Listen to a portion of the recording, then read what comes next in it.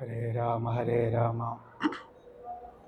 രാമ രാമ ഹരേ ഹരേ ഹരേ കൃഷ്ണ കൃഷ്ണ കൃഷ്ണ ഹരേ ഹരേ ഹരേ രാമ രാമ രാമ ഹരേ ഹരേ ഹരേ കൃഷ്ണ കൃഷ്ണ കൃഷ്ണ ഹരേ ഹരേ ഹരേ രാമ രാമ രാമ ഹരേ ഹരേ ഹരേ കൃഷ്ണ കൃഷ്ണ കൃഷ്ണ കൃഷ്ണ ഹരേ ഹരേ. ശിവം ശിവകരം ശാന്തം ശിവാത്മാനം ശിവോത്തമം ശിവമാർഗപ്രണേതാരം പ്രണതോസ്മി സദാശിവം. കൃഷ്ണായ വാസുദേവായ ഹരയേ പരമാത്മനെ പ്രണതഃ ക്ലേശനാശായ ഗോവിന്ദായ നമോ നമഃ. ജന്മാദ്യസ്യ യതോന്വയാദിതരതശ്ചാർത്ഥേഷ്വഭിജ്ഞസ്വരാൾ തേനേ ബ്രഹ്മ ഹൃദായ ആദികവയേ മുഹ്യന്തി യത്സൂരയഃ. തേജോ വാരിമൃദാം യഥാ വിനിമയോ യത്ര ത്രിസർഗോ മൃഷാ ധാമ്നാ സ്വേന സദാ നിരസ്തകുഹകം സത്യം പരം ധീമഹി. ശ്രീ ഗുരുവായൂരപ്പ ശരണം. എല്ലാവർക്കും നമസ്കാരം. ഈ ക്ഷേത്ര സന്നിധിയിൽ നടത്തുന്ന യജ്ഞത്തിൻ്റെ ഭാഗമായിട്ട് ഓരോ ദിവസവും ഭക്തി പ്രഭാഷണങ്ങൾ നടത്തി വരുന്നു. മിക്ക ക്ഷേത്രങ്ങളിലും ഇതുപോലത്തെ എന്തെങ്കിലുമൊക്കെ യജ്ഞങ്ങൾ നടത്തുന്ന സമയത്ത് അതിൻ്റെ ഭാഗമായിട്ട് ചെറിയ പ്രഭാഷണങ്ങൾ വയ്ക്കാറുണ്ട്. ഈ പ്രഭാഷണങ്ങളുടെ ഉദ്ദേശം നമുക്ക് അമ്പലം മുതലായിട്ടുള്ള ആചാരാനുഷ്ഠാനങ്ങളൊക്കെ നമ്മുടെ പൂർവികര് എന്തുദ്ദേശത്തിൽ പറഞ്ഞു തന്നിരുന്നതായിരുന്നു, എന്തിനു വേണ്ടിയിട്ടുള്ളതായിരുന്നു എന്നൊക്കെ കുറച്ചും കൂടെ വ്യക്തമായിട്ട് മനസ്സിലാക്കാനും, അതേപോലെ ഈ ആചാരാനുഷ്ഠാനങ്ങൾക്കൊക്കെ ആധാരമായിട്ട് നമ്മുടെ പൂർവികർക്ക് ഉണ്ടായിരുന്ന ജീവിതത്തെ പറ്റിയിട്ടുള്ള എത്രയോ നല്ല ആശയങ്ങൾ മനസ്സിലാക്കാനും ഒക്കെ വേണ്ടിയിട്ടാണ്. ഇപ്പൊ പണ്ടുള്ളവർ പകർന്നു തന്നിട്ടുള്ള ഏതെങ്കിലും പുസ്തകങ്ങളെ അധികരിച്ചോ എന്തെങ്കിലും ധർമ്മ ആധർമ്മങ്ങൾ പറഞ്ഞു തന്നിട്ടുള്ള ഗ്രന്ഥങ്ങളെ അധികരിച്ചിട്ടൊക്കെ ആയിരിക്കും അധികവും പ്രഭാഷണം നടത്തുന്നുണ്ടാവും എല്ലാവരും. ആ പ്രഭാഷണങ്ങളുടെ ഉദ്ദേശം ഇതാണ് എന്നൊന്ന് സൂചിപ്പിച്ചു എന്ന് മാത്രം. നമുക്ക് ജീവിതത്തിലുള്ള ചില വിശ്വാസങ്ങൾ, നമുക്ക് ജീവിതത്തെ പറ്റിയിട്ടുള്ള ചില കാഴ്ചപ്പാടുകൾ, ഈ അമ്പലത്തിലൊക്കെ വന്ന് തൊഴുമ്പോൾ പോലും നമുക്കുള്ള എന്തിനു വേണ്ടിയാണ് തൊഴുന്നത്, എന്തിനു വേണ്ടിയാണ് ഞാൻ ജീവിതത്തിൽ പ്രാർത്ഥിക്കുന്നത്, എന്തിനു വേണ്ടിയാണ് ഈ ആചാരാനുഷ്ഠാനങ്ങളിലൊക്കെ പങ്കെടുക്കുന്നത് എന്ന് തുടങ്ങിയിട്ടുള്ള കാര്യങ്ങളിലുള്ള അറിവുകൾ പോലും ചിലപ്പോൾ ഒന്ന് പരിശോധിക്കാനും, നമ്മൾ എന്തെങ്കിലും അബദ്ധമായിട്ട് മനസ്സിലാക്കി വെച്ചിട്ടുണ്ടെങ്കിൽ അത് മാറാനും, കുറെ കൂടി നല്ല നിലയിലേക്ക് പോകാനും ഒക്കെ നമുക്ക് സഹായമാവുന്നതാണ്. ഇവിടെ കഴിഞ്ഞ ദിവസങ്ങളിലൊക്കെ പ്രഭാഷകര് പലതരം വിഷയങ്ങളിലാവും സംസാരിച്ചിട്ടുണ്ടാവുക. ഇന്നിവിടെ സംസാരിക്കുന്ന വിഷയം ഭാഗവതം നിത്യജീവിതത്തിൽ എന്നാണ്. ഭാഗവതം എന്നുള്ളത് കൊണ്ട് ഉദ്ദേശിക്കുന്നത് 18 പുരാണങ്ങളിൽ ഒന്നായ ശ്രീമദ് ഭാഗവതത്തെയാണ്. നിത്യജീവിതത്തിൽ എന്നുള്ളത് കൊണ്ട് ഉദ്ദേശിച്ചത് ശ്രീമദ് ഭാഗവതം എന്ന ഗ്രന്ഥത്തിൽ പറയുന്ന കാര്യങ്ങൾ നമുക്ക് നിത്യജീവിതത്തിൽ എവിടെയെങ്കിലുമൊക്കെ ഉപയോഗപ്രദമാവുമോ എന്നൊന്ന് നോക്കാൻ വേണ്ടിയിട്ടാണ്. ആ രീതിയിലുള്ള കുറച്ച് ആശയങ്ങൾ പങ്കുവയ്ക്കാൻ വേണ്ടിയിട്ടാണ്. ഭാഗവതം എന്ന പുരാണം ഒരു സംസ്കൃത ഗ്രന്ഥമായിട്ടാണ് നമ്മുടെ കയ്യിലുള്ളത്. സംസ്കൃത ഭാഷയിൽ എഴുതപ്പെട്ടതാണ്. സംസ്കൃതം അറിയാത്തവർക്ക് നേരിട്ട് വായിച്ചാൽ ചിലപ്പോൾ മനസ്സിലാവില്ല. കുറേ സംസ്കൃത ശ്ലോകങ്ങൾ, കുറെ ശ്ലോകങ്ങൾ കഴിയുമ്പോൾ ഒരു അധ്യായം കഴിഞ്ഞു എന്ന് പറയും, കുറെ അധ്യായങ്ങൾ കഴിയുമ്പോൾ ഒരു സ്കന്ധം കഴിഞ്ഞു എന്ന് പറയും. അങ്ങനെ 12 സ്കന്ധങ്ങളിലായി 335 അധ്യായങ്ങളിലായി എത്രയോ സംസ്കൃത ശ്ലോകങ്ങളിലായിട്ട് എന്തോ നമ്മുടെ പൂർവികര് നമുക്ക് പറഞ്ഞു തന്നിരിക്കുന്നതാണ് ഈ ശ്രീമദ് ഭാഗവതം എന്നുള്ള ഗ്രന്ഥം. അത് തുറന്നു നോക്കുമ്പോൾ ആ ഗ്രന്ഥത്തില് നമ്മുടെ അടുത്ത് പറയുന്നത് ഇതൊരു ജീവിത രീതിയാണ് നിങ്ങൾക്ക് കാണിച്ചു തരുന്നത്. ജീവിതത്തിൽ എങ്ങനെ മുന്നോട്ട് പോകണം, എങ്ങനെയൊക്കെ ജീവിതത്തെ സമീപിക്കണം എന്നുള്ള കുറച്ച് കാര്യങ്ങൾ ഭാഗവതം പറഞ്ഞു തരുന്നുണ്ട്. നമ്മുടെ ജീവിതം ഓരോരോ സങ്കല്പങ്ങളിലൂടെയാണ് നമ്മൾ മുന്നോട്ട് കൊണ്ടുപോകുന്നുണ്ടാവുക. എല്ലാവർക്കും ഒരേപോലെ ആവണമെന്നില്ല. ചിലർ ചിന്തിക്കുന്നത് എനിക്ക് സന്തോഷമാണ് വലുത്, സമാധാനമാണ് വലുത് എന്നാവും. അതിന് പാകത്തിനായിരിക്കും എല്ലാ കാര്യങ്ങളും ചെയ്യുന്നുണ്ടാവുക. വേറെ ചിലർ ചിന്തിക്കുന്നത് കുറെ സന്തോഷവും സമാധാനം എന്നുള്ളത് പോരാ, സൗകര്യങ്ങൾ ധാരാളം ഉണ്ടാവണം എന്നായിരിക്കും. അപ്പൊ കുറച്ച് സമാധാനത്തെ കോംപ്രമൈസ് ചെയ്തിട്ടാണെങ്കിലും സൗകര്യങ്ങൾ കൂട്ടാനാവും ചിലർ നോക്കുന്നുണ്ടാവുക. കുറെ പേർക്ക് കുറെ നല്ല കാര്യങ്ങളൊക്കെ ചെയ്ത് സഹായങ്ങളൊക്കെ ചെയ്ത് ജീവിക്കണം എന്നായിരിക്കും ചിന്ത. വേറെ ചിലർക്ക് അങ്ങനെയല്ല, മറ്റുള്ളവർക്ക് അധികം സഹായങ്ങളൊന്നും നമ്മൾ ചെയ്തില്ലെങ്കിലും നമ്മുടെ കാര്യങ്ങൾ മാക്സിമം നോക്കി ഏറ്റവും നന്നായിട്ട് ജീവിക്കണം എന്നുള്ളതായിരിക്കും സങ്കല്പം. എല്ലാവർക്കും പലതരം സങ്കല്പങ്ങളാണ് ജീവിതത്തിൽ. ഈ സങ്കല്പങ്ങൾ അനുസരിച്ചാണ് ജീവിതം നന്നാവുണ്ടോ അല്ലെങ്കിൽ മോശമാവുന്നുണ്ടോ എന്നൊക്കെ നമ്മൾ തീരുമാനിക്കുക. ഇപ്പൊ ജീവിതം എങ്ങനെ പോണു എന്ന് ചോദിച്ചു കഴിഞ്ഞാൽ നന്നായി പോണു അല്ലെങ്കിൽ കുഴപ്പമായിട്ടാണ് പോണത് എന്നൊക്കെ നമ്മൾ പറയുന്നത് നമ്മൾ ഈ ജീവിതത്തെ എങ്ങനെ സങ്കല്പിച്ചിട്ടുണ്ട് എന്നുള്ളതിനനുസരിച്ചാണ്. പണം കുറവാണെങ്കിൽ ജീവിതം മോശമാണ്, പണം കൂടുതലാണെങ്കിൽ ജീവിതം നല്ലതാണ്. ഒറ്റയ്ക്ക് ജീവിക്കുന്നത് മോശമാണ്, ഒപ്പമുള്ളവരെ ആരെങ്കിലും ഒക്കെ നഷ്ടപ്പെട്ടു പോയാൽ പ്രശ്നമാണ്. അപ്പൊ നമ്മൾ ദുരന്തങ്ങളെ പറ്റിയിട്ടും നല്ലതിനെ പറ്റിയിട്ടും ഒക്കെ കുറെ ഉള്ളിൽ സങ്കല്പിച്ചും വിശ്വസിച്ചും വെച്ചിട്ടുണ്ട്. അതനുസരിച്ച് ജീവിതത്തിൽ സംഭവിക്കുമ്പോഴാണ് നമ്മൾ ജീവിതം നന്നായി പോണു അല്ലെങ്കിൽ മോശമായി പോണു എന്നൊക്കെ എപ്പോഴും പറയും. അപ്പൊ നമുക്ക് അങ്ങനെയുള്ള കുറെ കാഴ്ചപ്പാടുകൾ ആദ്യമേ ഉണ്ട്. പക്ഷെ ഭാഗവതം ഒരു പുതിയ കാഴ്ചപ്പാട് തരാനായിട്ട് ശ്രമിക്കുന്നു. ഭാഗവതം കാണിച്ച രീതിയിൽ മുന്നോട്ട് പോയി കഴിഞ്ഞാൽ എന്താ ഗുണം എന്ന് ചോദിച്ചാൽ എളുപ്പത്തിൽ പറയുന്നുണ്ട്, കുറെ കൂടി സങ്കടങ്ങളൊക്കെ ഒഴിവാക്കിയിട്ട് ഇന്നത്തേക്കാൾ നന്നായി സന്തോഷമായിട്ട് ഈ ജീവിതത്തിൽ പോകാൻ സാധിക്കും എന്ന്. നമ്മളൊക്കെ ഏറ്റവും സന്തോഷമായിട്ടാണോ ജീവിക്കണേ ചോദിച്ചു കഴിഞ്ഞാൽ പലപ്പോഴും അല്ല. സന്തോഷമാവാൻ വേണ്ടി ചെയ്യുന്ന കാര്യങ്ങളുടെ ഒക്കെ ഇടയിൽ പലതരത്തിലുള്ള അസ്വസ്ഥതകൾ അനുഭവിക്കുന്നുണ്ട്. സങ്കടം വരുന്നുണ്ട്, പേടി വരുന്നുണ്ട്, ദേഷ്യം വരുന്നുണ്ട്. ഇതൊക്കെ അസ്വസ്ഥതയാണ്. ഈ അസ്വസ്ഥതകളൊക്കെ പോയിട്ട് എപ്പോഴും ഒന്ന് സ്വസ്ഥമായിരിക്കാനും സന്തോഷമായിരിക്കാനും ആഗ്രഹിക്കാത്ത ആൾക്കാരുണ്ടാവില്ല. പക്ഷെ നമ്മൾ ശ്രമിച്ചിട്ടും നടക്കാണ്ടേ ആവുമ്പോൾ എല്ലാവരും എന്തെങ്കിലുമൊക്കെ അസ്വസ്ഥതകളിലാണ് എപ്പോഴും ജീവിക്കുന്നത് എന്ന് തോന്നുമ്പോൾ ഇങ്ങനെയൊക്കെ പോയാൽ മതി എന്ന് കരുതുന്നതാണ്. പക്ഷെ ഭാഗവതം പറഞ്ഞു തരുന്നത് ഇന്ന് പോകുന്നതിനേക്കാൾ നന്നായിട്ട് കുറെ കൂടി സന്തോഷമായിട്ട് ജീവിക്കാൻ നമുക്ക് പറ്റും. അതിനൊരൊറ്റ വഴിയേ ഉള്ളൂ, നമ്മൾ നമ്മുടെ തന്നെ കാഴ്ചപ്പാടുകളെ നമ്മുടെ തന്നെ ചിന്താഗതികളെ ഒന്ന് നേരെയാക്കി എടുത്താൽ മതി. ഭാഗവതം പറയുന്ന ഒരു വലിയ വഴി എന്താന്ന് ചോദിച്ചു കഴിഞ്ഞാൽ യാഥാർത്ഥ്യം അറിഞ്ഞ് ജീവിക്കണം എന്നുള്ളത് മാത്രമാണ്. നമ്മൾ യാഥാർത്ഥ്യത്തിലല്ല പലപ്പോഴും ജീവിക്കുക. നമുക്ക് പച്ചയായിട്ടുള്ള യാഥാർത്ഥ്യം കേൾക്കുന്നത് ചിലപ്പോൾ ഇഷ്ടമേ അല്ല. നമ്മൾ നമ്മുടേതാകുന്ന ഒരു സ്വപ്ന ലോകത്ത്, ഒരു സങ്കല്പ ലോകത്താണ് ജീവിക്കുന്നത്. നമ്മുടെ പ്രതീക്ഷകള്, നമ്മുടെ കുറെ ആഗ്രഹങ്ങള്, നമ്മുടെ കുറെ വിശ്വാസങ്ങള്, ഇത്രയും കാലം കൊണ്ട് നമ്മൾ ഉണ്ടാക്കിയെടുത്തിട്ടുള്ള ചില ധാരണകള്, ഇതിന്റെ ഒരു ലോകത്താണ് നമ്മൾ ജീവിക്കുന്നത്. ഒരു ഉദാഹരണം പറഞ്ഞു കഴിഞ്ഞാൽ ആരും എപ്പോ വേണമെങ്കിലും മരിച്ചു പോവാം എന്നുള്ളത് ഒരു യാഥാർത്ഥ്യമാണ്. പക്ഷെ എന്നാലും നമ്മളൊക്കെ മനസ്സിൽ സങ്കല്പിക്കുന്നത് എൻ്റെ കൂടെ ഉള്ളവരൊക്കെ കുറെ കാലം കൂടെ എൻ്റെ കൂടെ തന്നെ ഉണ്ടായിരിക്കും. ഇതിനെ മറിച്ച് പറഞ്ഞ് കേൾക്കുമ്പോൾ നമുക്ക് ഇഷ്ടമല്ല. യാഥാർത്ഥ്യം ഉൾക്കൊണ്ടുകൊണ്ടല്ല നമ്മൾ പലപ്പോഴും ജീവിക്കുന്നത്. യാഥാർത്ഥ്യത്തിനെതിരായിട്ട് എൻ്റെ പ്രതീക്ഷകളും എൻ്റെ ആഗ്രഹങ്ങളും ഒക്കെ നടക്കണേ എന്ന് സങ്കല്പിച്ചിട്ടാണ് നമ്മൾ അധികവും മുന്നോട്ട് പോകുക. അതുകൊണ്ടാണ് വിഷമങ്ങൾ വരുന്നത്. നാളെ പലതും എൻ്റെ പ്രതീക്ഷകൾ അനുസരിച്ചാണ് സംഭവിക്കുക എന്ന് കരുതി മുന്നോട്ട് പോകുമ്പോൾ എപ്പോഴെങ്കിലും ഒന്ന് എന്തെങ്കിലും ഒന്ന് മാറി സംഭവിച്ചു കഴിഞ്ഞാൽ നമുക്ക് ആകെപ്പാടെ ഷോക്കായി മാറും, വിഷമാവും. ഒരു മരണം കണ്ടാ പേടിക്കണത്, പെട്ടെന്ന് ഒരു ദിവസം കയ്യിലെ കുറച്ച് കാശ് നഷ്ടപ്പെടുമ്പോൾ ബുദ്ധിമുട്ടണത്, അപ്രതീക്ഷിതമായിട്ട് ചില രോഗങ്ങൾ വരുമ്പോൾ നമ്മൾ ആകെപ്പാടെ തളർന്നു പോകുന്നത് ഒക്കെ ഈ ഒരൊറ്റ കാരണം കൊണ്ടാണ്. നമ്മൾ യാഥാർത്ഥ്യത്തോട് ചേർന്നല്ല ജീവിക്കണത്, ഒരു സ്വപ്ന ലോകത്താണ് ജീവിക്കണത് എന്നാണ് വാസ്തവം. നമ്മുടെ തോന്നലുകളെ വിശ്വസിച്ചും നമ്മുടെ ഉള്ളിൽ ഓരോ നിമിഷവും വരുന്ന ഓരോ തരം ചിന്തകൾക്ക് അനുസരിച്ചാണ് നമ്മൾ ജീവിക്കുന്നത് എന്നുള്ളത് ഉറപ്പാണ്. അതിനൊന്ന് മാറ്റം വരുത്താനാണ് ഭാഗവതം പറയുന്നത്. കാരണം ഒരു സ്വപ്ന ലോകത്ത് ജീവിക്കുമ്പോൾ ഇപ്പൊ സുഖം ഉണ്ടായാലും കുറച്ച് കഴിയുമ്പോൾ മൊത്തത്തിൽ പ്രശ്നമാവാൻ സാധ്യതയുണ്ട്. പക്ഷെ യാഥാർത്ഥ്യം അറിഞ്ഞാണ് ജീവിക്കണത് എന്നുണ്ടെങ്കിൽ ആദ്യമൊക്കെ കുറച്ച് ബുദ്ധിമുട്ട് തോന്നിയാലും പിന്നീട് അത് ജീവിതത്തിൽ നമ്മളെ ഏറ്റവും സ്വസ്ഥമായി അനുഗ്രഹിക്കും, അനുവദിക്കും എന്നുള്ളത് ഉറപ്പാണ്. എങ്ങനെയാ യാഥാർത്ഥ്യം അറിഞ്ഞ് ജീവിക്കുക?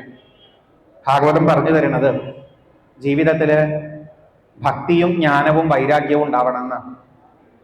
ഈ മൂന്ന് കാര്യങ്ങൾ ഉണ്ടായിക്കഴിഞ്ഞാൽ ജീവിതത്തോടുള്ള നമ്മുടെ സമീപനം മാറും. അപ്പൊ എന്താ ഈ ഭക്തി, ജ്ഞാനം, വൈരാഗ്യം എന്ന് ചോദിക്കുകയാന്ന് വെച്ചാല് ഈ ജീവിതത്തെ ശ്രദ്ധിച്ച് ഈ ജീവിതത്തിന്റെ യാഥാർത്ഥ്യം എന്താണ് മനസ്സിലാക്കുക, നമ്മുടെ സ്വപ്നങ്ങളെയും നമ്മുടെ പ്രതീക്ഷകളെയും യാഥാർത്ഥ്യത്തിൽ നിന്നൊന്ന് വേർതിരിച്ച് കാണാറാവുക. അതിനെയാണ് ജ്ഞാനം എന്ന് വിളിക്കുന്നത്. യാഥാർത്ഥ്യമല്ലാത്ത കാര്യങ്ങളിലെ പിടിവാശികൾ കുറയ്ക്കുന്നതിനെയാണ് വൈരാഗ്യം അല്ലെങ്കിൽ വിരക്തി എന്ന് വിളിക്കുന്നത്. യാഥാർത്ഥ്യത്തോടെ എപ്പോഴും ചേർന്ന് നിൽക്കുന്നതിനെയാണ് ഭക്തി എന്ന് വിളിക്കുന്നത്. ഈ ജീവിതം നോക്കിക്കഴിഞ്ഞാൽ നമ്മുടെ കൂടെയുള്ള ബന്ധങ്ങളോ നമുക്കുള്ള നേട്ടങ്ങളോ നമ്മുടെ പലതരം സ്വത്തുക്കളോ സൗകര്യങ്ങളോ നമ്മുടെ ഈ ശരീരത്തിന്റെ തന്നെ പ്രത്യേകതകളോ ഒന്നും ഒരു ഗ്യാരണ്ടി ഇല്ലാത്തതാണ്. എല്ലാം എപ്പോൾ വേണമെങ്കിലും മാറുന്നതാണ്. ഇതെല്ലാം മാറുന്നതാണെന്നും ഇതിനെല്ലാം ആധാരമായിട്ട് മാറാതെ നിൽക്കുന്നത് ഒരേ ഒരു ഈശ്വരനാണെന്നും തിരിച്ചറിയുന്നതിനെയാണ് ജ്ഞാനം എന്ന് വിളിക്കുന്നത്. നമ്മുടെ പണ്ടുള്ളവരുടെ കാഴ്ചപ്പാട് അതാണ്. ഈശ്വരൻ മാത്രമേ എല്ലാ കാലത്തും ഉണ്ടാവുള്ളൂ, ബാക്കിയൊക്കെ എപ്പോൾ വേണമെങ്കിലും മാറിപ്പോവാവുന്നതാണ് എന്ന് പറയും. അതിനെ ഭാഷയൊന്ന് മാറ്റി പറയുകയാണെന്ന് വെച്ചാൽ നമ്മുടെ കൂടെ എപ്പോഴും ഈശ്വരൻ മാത്രമേ ഉണ്ടാവുള്ളൂ, ബാക്കിയുള്ളതൊക്കെ എപ്പോൾ വേണമെങ്കിലും മാറാവുന്നതാണ് എന്ന് പറയും. പിന്നെയും ഭാഷയൊന്ന് മാറ്റി പറയുകയാണെന്ന് വെച്ചാൽ നമ്മുടെ കൂടെ എപ്പോഴും നമ്മൾ മാത്രമേ ഉണ്ടാവുള്ളൂ, ബാക്കിയൊക്കെ എപ്പോൾ വേണമെങ്കിലും മാറാവുന്നതാണ് എന്ന് പറയും.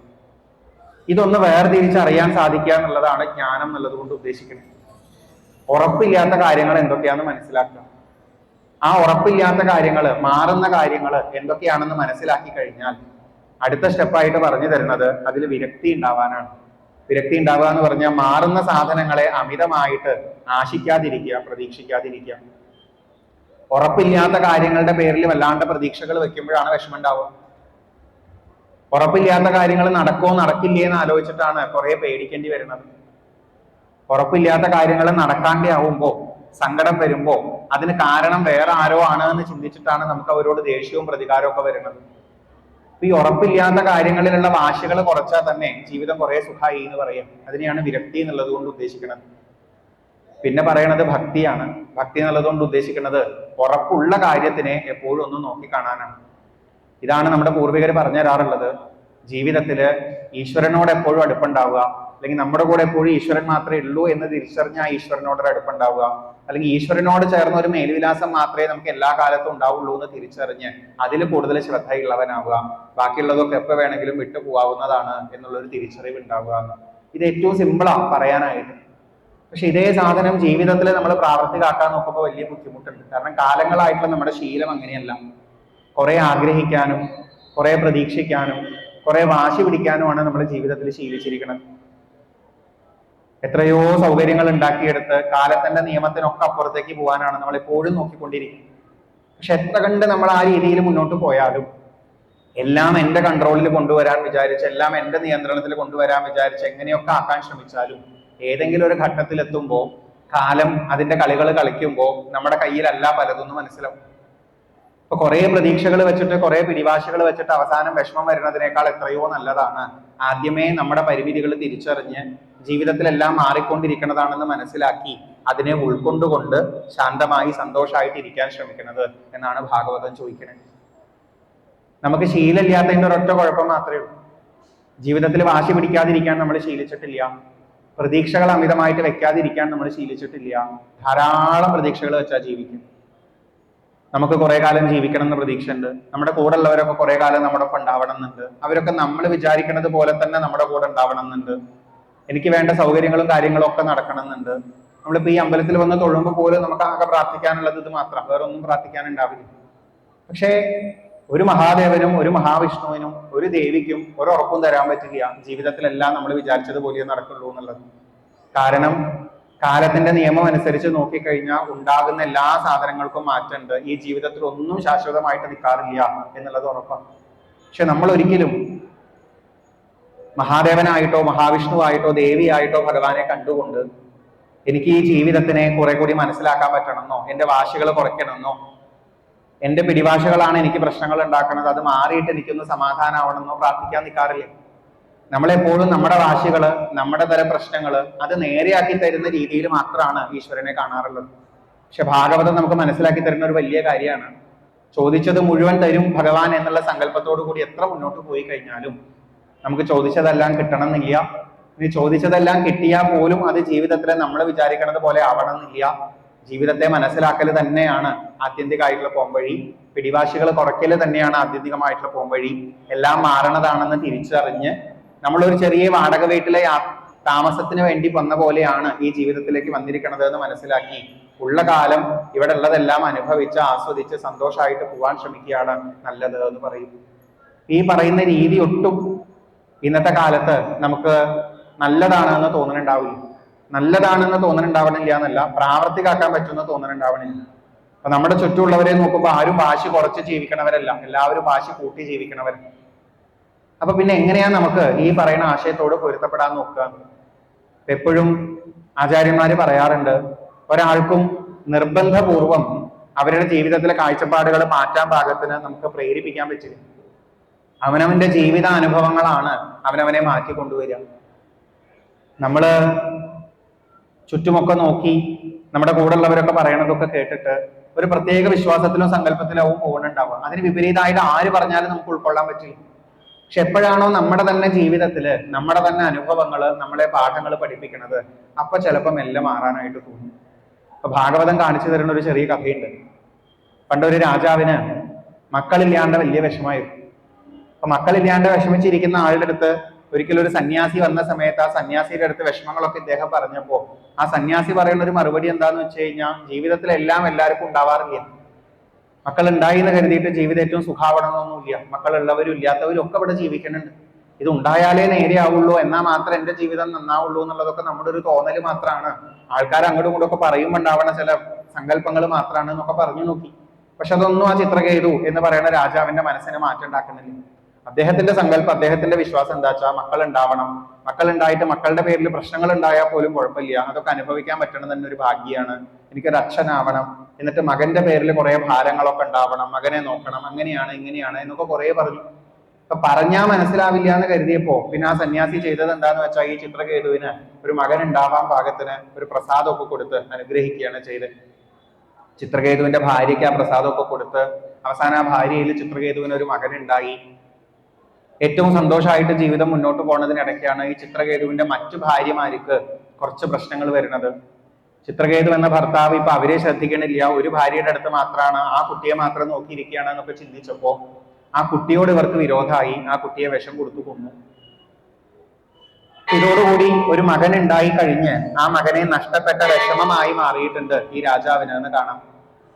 പിന്നെ നമുക്ക് കാണിച്ചു തരുന്നത് ഈ രാജാവാണെങ്കിലും ഈ രാജാവിന്റെ ഭാര്യയാണെങ്കിലും ആറ്റുനോറ്റ് കിട്ടിയിട്ടുള്ള മകനെ നഷ്ടപ്പെട്ടു പോയതിന്റെ വിഷമത്തില് അവിടെ കരഞ്ഞിരിക്കുന്നതും ഒക്കെയാണ്.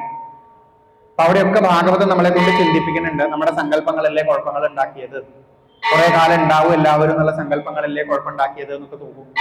ചിത്രകേതു എന്ന രാജാവിന്റെ അടുത്തേക്ക് പഴയ സന്യാസി തിരിച്ചു വരും.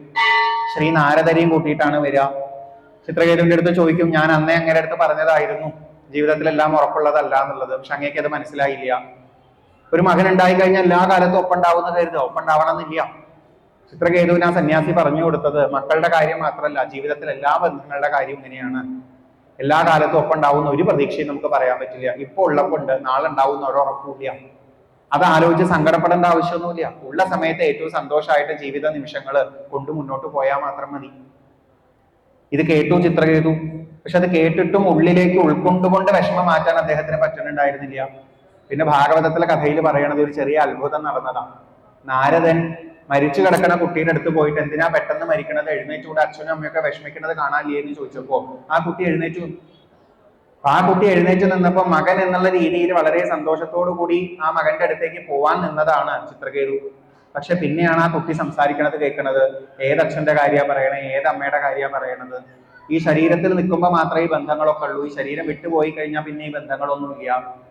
ചിത്രകേതുവിന് അതൊരു വല്ലാത്ത ഷോക്കായി മാറി. നമ്മൾ ഇത്ര കാര്യമായിട്ട് വലിയ ബന്ധങ്ങളൊക്കെ കണ്ടിങ്ങനെ ഇരിക്കുമ്പോൾ ഇതൊക്കെ ഈ ശരീരം വിടുന്നത് വരെയുള്ളൂ, അത് കഴിഞ്ഞാൽ അതൊന്നുമില്ല. പക്ഷെ ഇപ്പോഴും നമ്മൾ കുറെ സങ്കല്പങ്ങളിൽ എവിടെയോ ഇരുന്ന് നമ്മുടെ മരിച്ചുപോയ ബന്ധുക്കളൊക്കെ നമ്മളെ എന്തൊക്കെയോ കാണുന്നുണ്ട് എന്നൊക്കെ വിശ്വാസത്തിലല്ലേ ജീവിക്കണത് എന്നൊക്കെ ആലോചിച്ച് നോക്കുമ്പോൾ ആകെപ്പാടം പ്രാന്ത് പിടിച്ചൊരവസ്ഥയാണ്. പക്ഷെ അന്ന് ചിത്രകേതുവിന് ആ അനുഭവങ്ങൾ ഒരു ബോധോദയം ഉണ്ടാക്കിയെന്ന് വേണം പറയാം.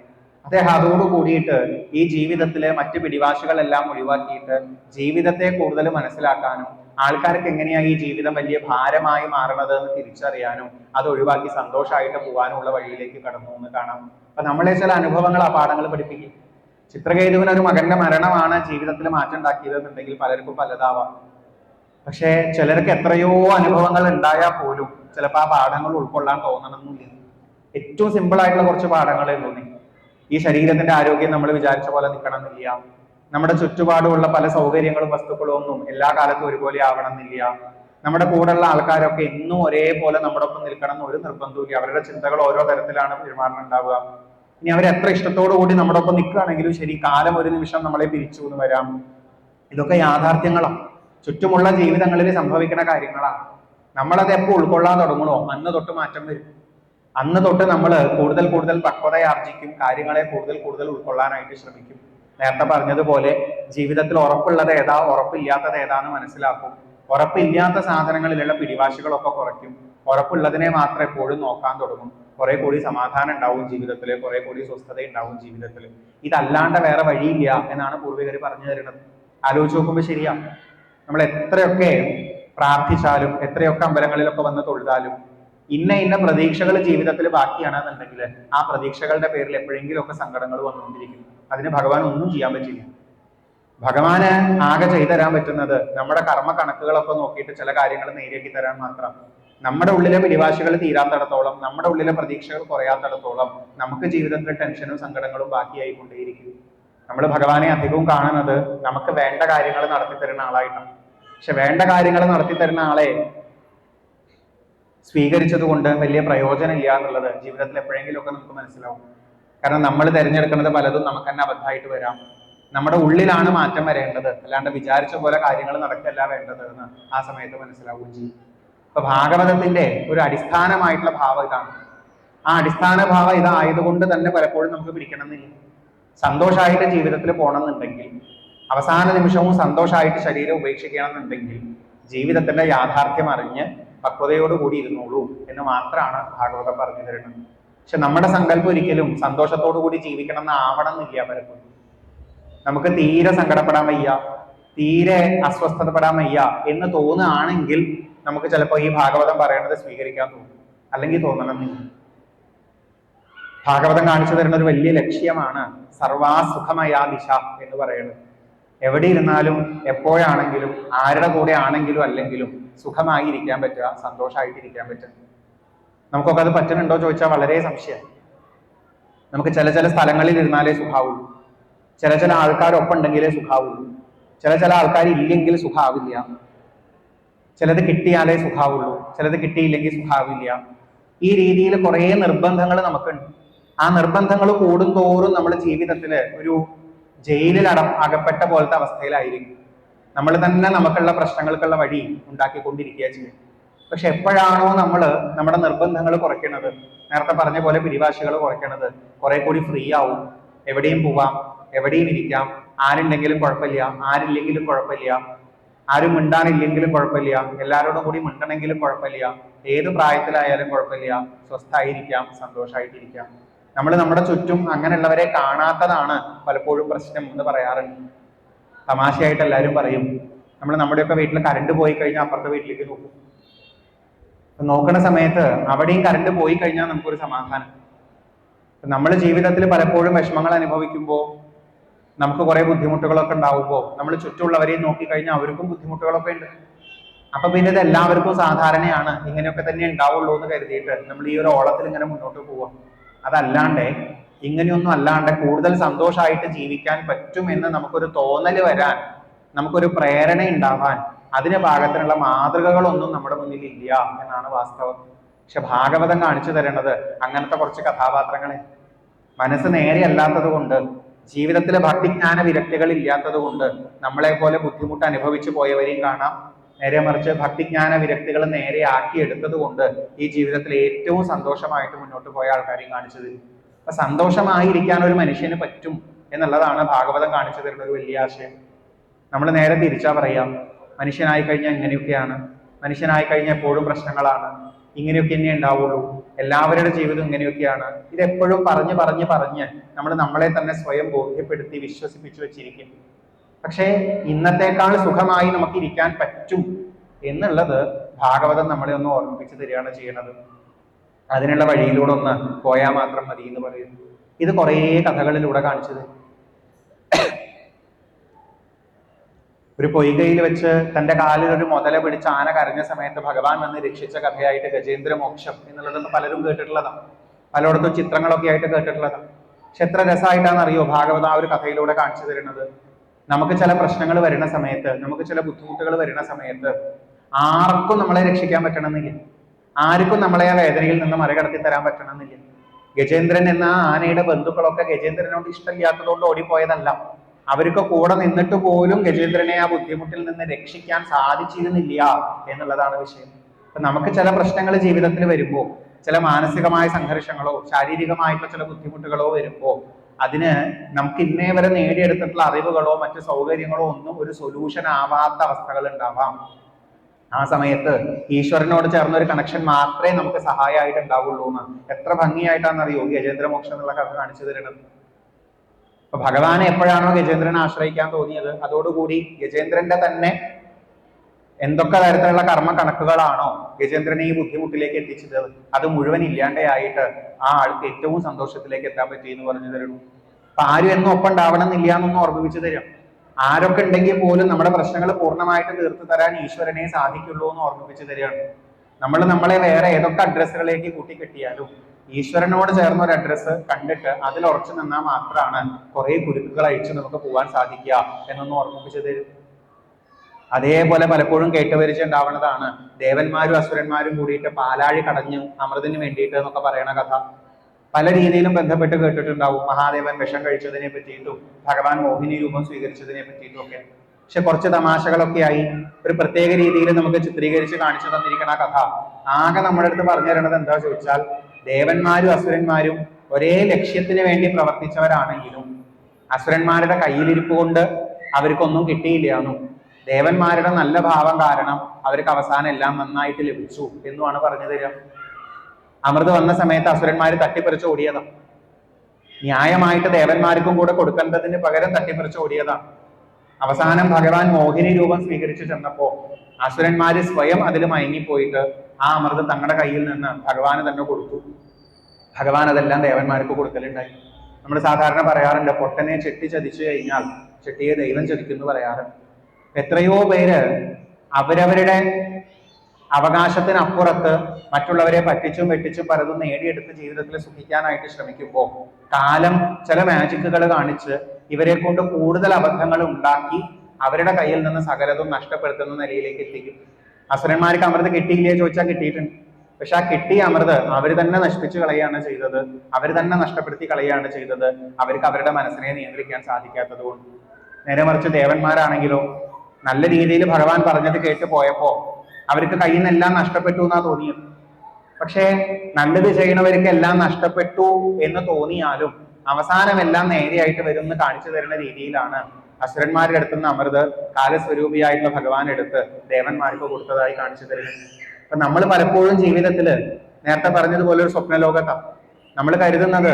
നമുക്ക് അവകാശമില്ലാത്തത് പലതും നേടിയെടുത്താൽ, മറ്റുള്ളവരെ വേദനിപ്പിച്ച് നേടിയെടുത്താൽ, പറ്റിച്ച് നേടിയെടുത്താൽ നമ്മുടെ കയ്യിൽ അത് കുറെ കാലം നിലനിൽക്കും എന്നൊക്കെ സങ്കല്പിക്കും. പക്ഷേ നമ്മുടെ തന്നെ മനസ്സിന്റെ സ്വഭാവം നമ്മളെ തന്നെ അപകടത്തിലാക്കി കാലത്തിന്റെ മാജിക്കില് നമ്മൾ തന്നെ നമുക്ക് സ്വയം കുഴി തോണ്ടുന്ന അവസ്ഥകൾ ധാരാളം ഉണ്ടാവാന്ന് ഭാഗവതം ഓർമ്മിപ്പിച്ചു തരും. ഇന്ന് എത്രയോ നമ്മൾ കേട്ടുകൊണ്ടിരിക്കുന്നുണ്ട്. എത്രയോ കാലം സക്സസ്ഫുൾ ആയിട്ട് അഴിമതി കാണിച്ച ആൾക്കാര് ഏതെങ്കിലും ഒരു നിമിഷത്തിൽ എത്തുമ്പോൾ പിടിക്കപ്പെടും. അതെങ്ങനെയാ പിടിക്കപ്പെടുന്നേ ചോദിച്ചു കഴിഞ്ഞാൽ അവരുടെ മനസ്സ് ഏതെങ്കിലും ഒരു ഘട്ടത്തിൽ അവരെ കൊണ്ട് മതി എന്ന് തോന്നിപ്പിക്കുന്നതിനപ്പുറത്ത് പിന്നെയും എന്തെങ്കിലുമൊക്കെ ചെയ്യിപ്പിക്കുമ്പോൾ അവിടെ വെച്ച് അവർ പിടിക്കപ്പെടും എന്നുള്ളത് ഉറപ്പാണ്. അപ്പൊ ഏതെങ്കിലും ഒരു ഘട്ടത്തിൽ സകലതും നഷ്ടപ്പെടും അവർക്ക്. നേരെ മറിച്ച് നല്ലത് ചെയ്തു പോകണവർക്ക് കുറെ ബുദ്ധിമുട്ടുകൾ ഉണ്ടാവുമെന്ന് തോന്നിയാലും അവസാനം എല്ലാം നല്ലതായിട്ടേ വരുള്ളൂ എന്നൊന്ന് ഓർമ്മിപ്പിച്ചു തരുന്ന കഥയാണ് അമൃതമന്ത്രം എന്ന് പറയുന്നത്. എത്ര ഭംഗിയായിട്ടാണ് ഭാഗവതം കഥകളിലൂടെ കാര്യങ്ങൾ കാണിച്ചു തരുന്നത് എന്ന് നോക്കാം.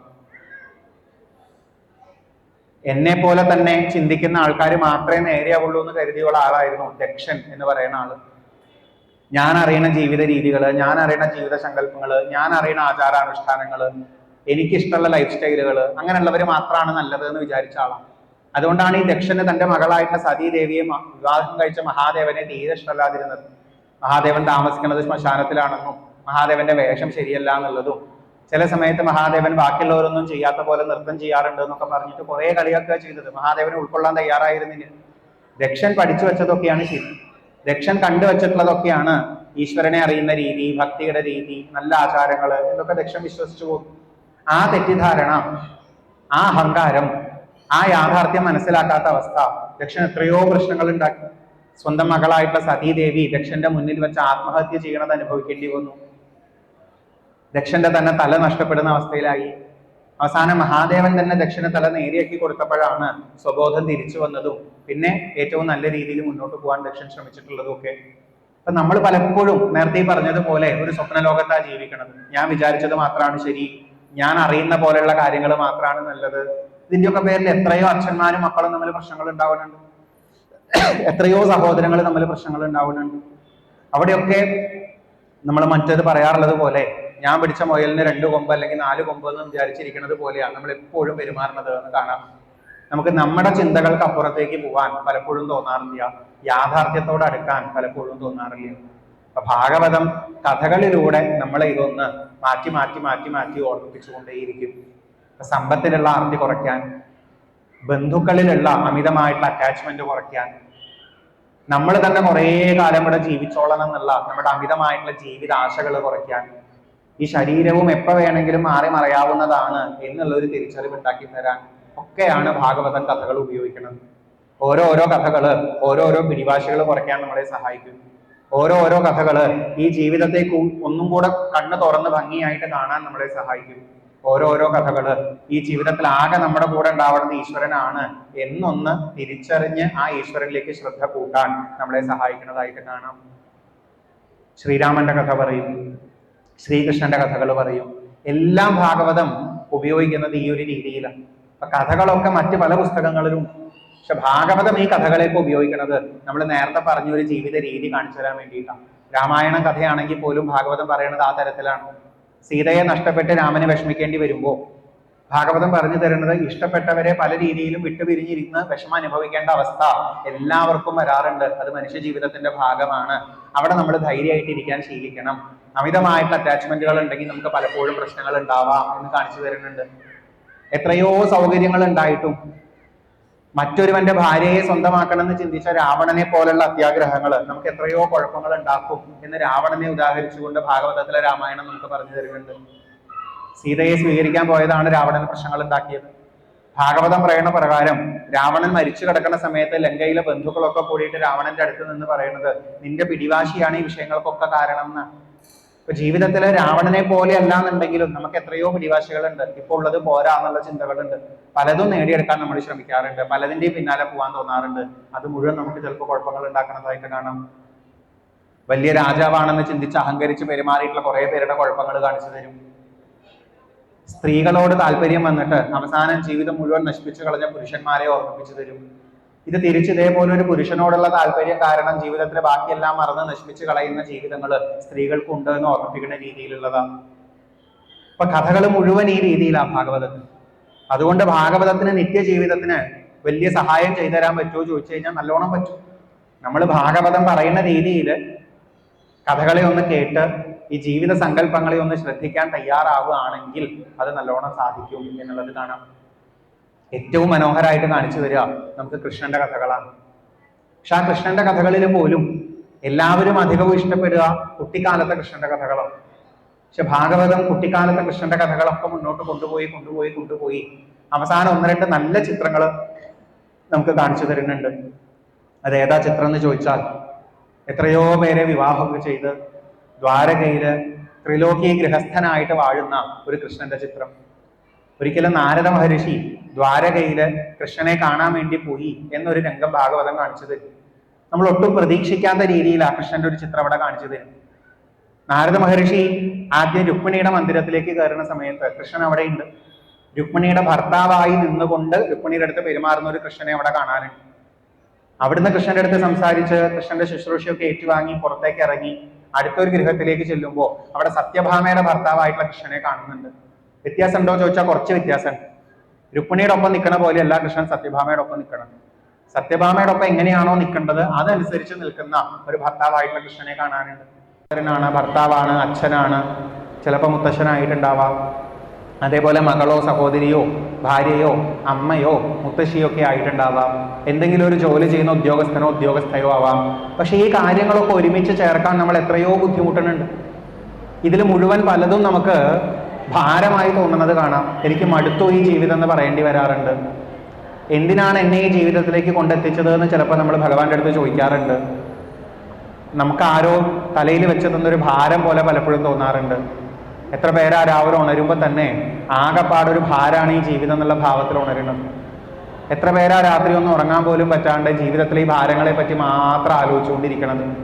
എങ്ങനെയെങ്കിലും ഒന്ന് ജീവിക്കണ്ടേ, എങ്ങനെയെങ്കിലും മുന്നോട്ട് പോവണ്ടേ, എങ്ങനെയെങ്കിലുമൊക്കെ ഒന്ന് കഴിഞ്ഞുകൂടണ്ടേ, എങ്ങനെയെങ്കിലുമൊക്കെ ഒന്ന് രണ്ടറ്റം കൂട്ടിമുട്ടിക്കണ്ടേ എന്നുള്ള ഭാഷയിൽ മടുത്ത പോലെ ഒരു ദുരന്തം അനുഭവിക്കുന്നത് പോലെയാണ് നമ്മൾ പലപ്പോഴും ജീവിതത്തെ പറ്റി പറയാറുള്ളത്.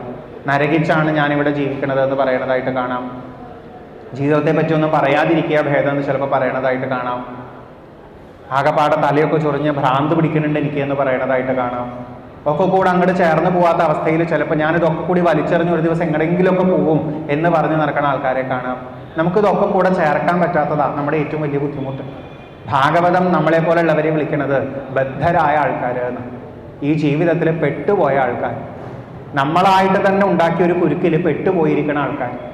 എന്താ ചെയ്യേണ്ടതെന്ന് അറിയാണ്ട് ഞാനിവിടെ പെട്ടുപോയില്ലോ എന്ന് ചിന്തിച്ച് ഓരോ നിമിഷവും വിഷമിച്ച് മാത്രം ഇരിക്കുന്ന ആൾക്കാർ, കുറേ ആവലാദികളും വേവലാദികളുമായിട്ടിരിക്കുന്ന ആൾക്കാർ. എന്നാൽ അതേസമയം കൃഷ്ണനെ കാണിച്ചു തന്നത് നോക്കൂ, ഫ്രീ ആയിട്ടാണ് കാണിച്ചു തന്നിരിക്കുന്നത്, മുക്തനായിട്ടാണ് കാണിച്ചു തന്നിരിക്കുന്നത്. എല്ലാം ചെയ്യുന്നുണ്ടെങ്കിലും അതൊന്നും ഒരു ഭാരമാവാത്ത പോലെ, ഒന്നിലും പെട്ടുപോയി എന്നുള്ള ഭാവം ഇല്ലാണ്ട് ഏറ്റവും സന്തോഷമായിട്ടെല്ലാം ചെയ്യുന്ന കൃഷ്ണനെ. ഈ കൃഷ്ണനെ പോലെ ആവാൻ, ഇതേ കൃഷ്ണനെ ആരാധിച്ചു പോവുകയാണെങ്കിൽ നമുക്കും പറ്റും എന്നാണ് ഭാഗവതം പറഞ്ഞു തരുന്നത്.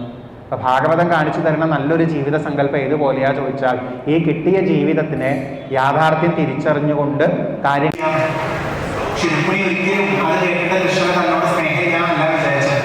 പകരം രുക്മിണി പറഞ്ഞത് കൃഷ്ണൻ എത്രയോ ഉയർന്ന നിലയിലാണ്, ആരെയും ഡിപ്പെൻഡ് ചെയ്യാണ്ട് എന്തെങ്കിലും സന്തോഷമായിട്ട് ഇരിക്കാൻ പറ്റുന്ന നിലയിലാണ് കൃഷ്ണൻ.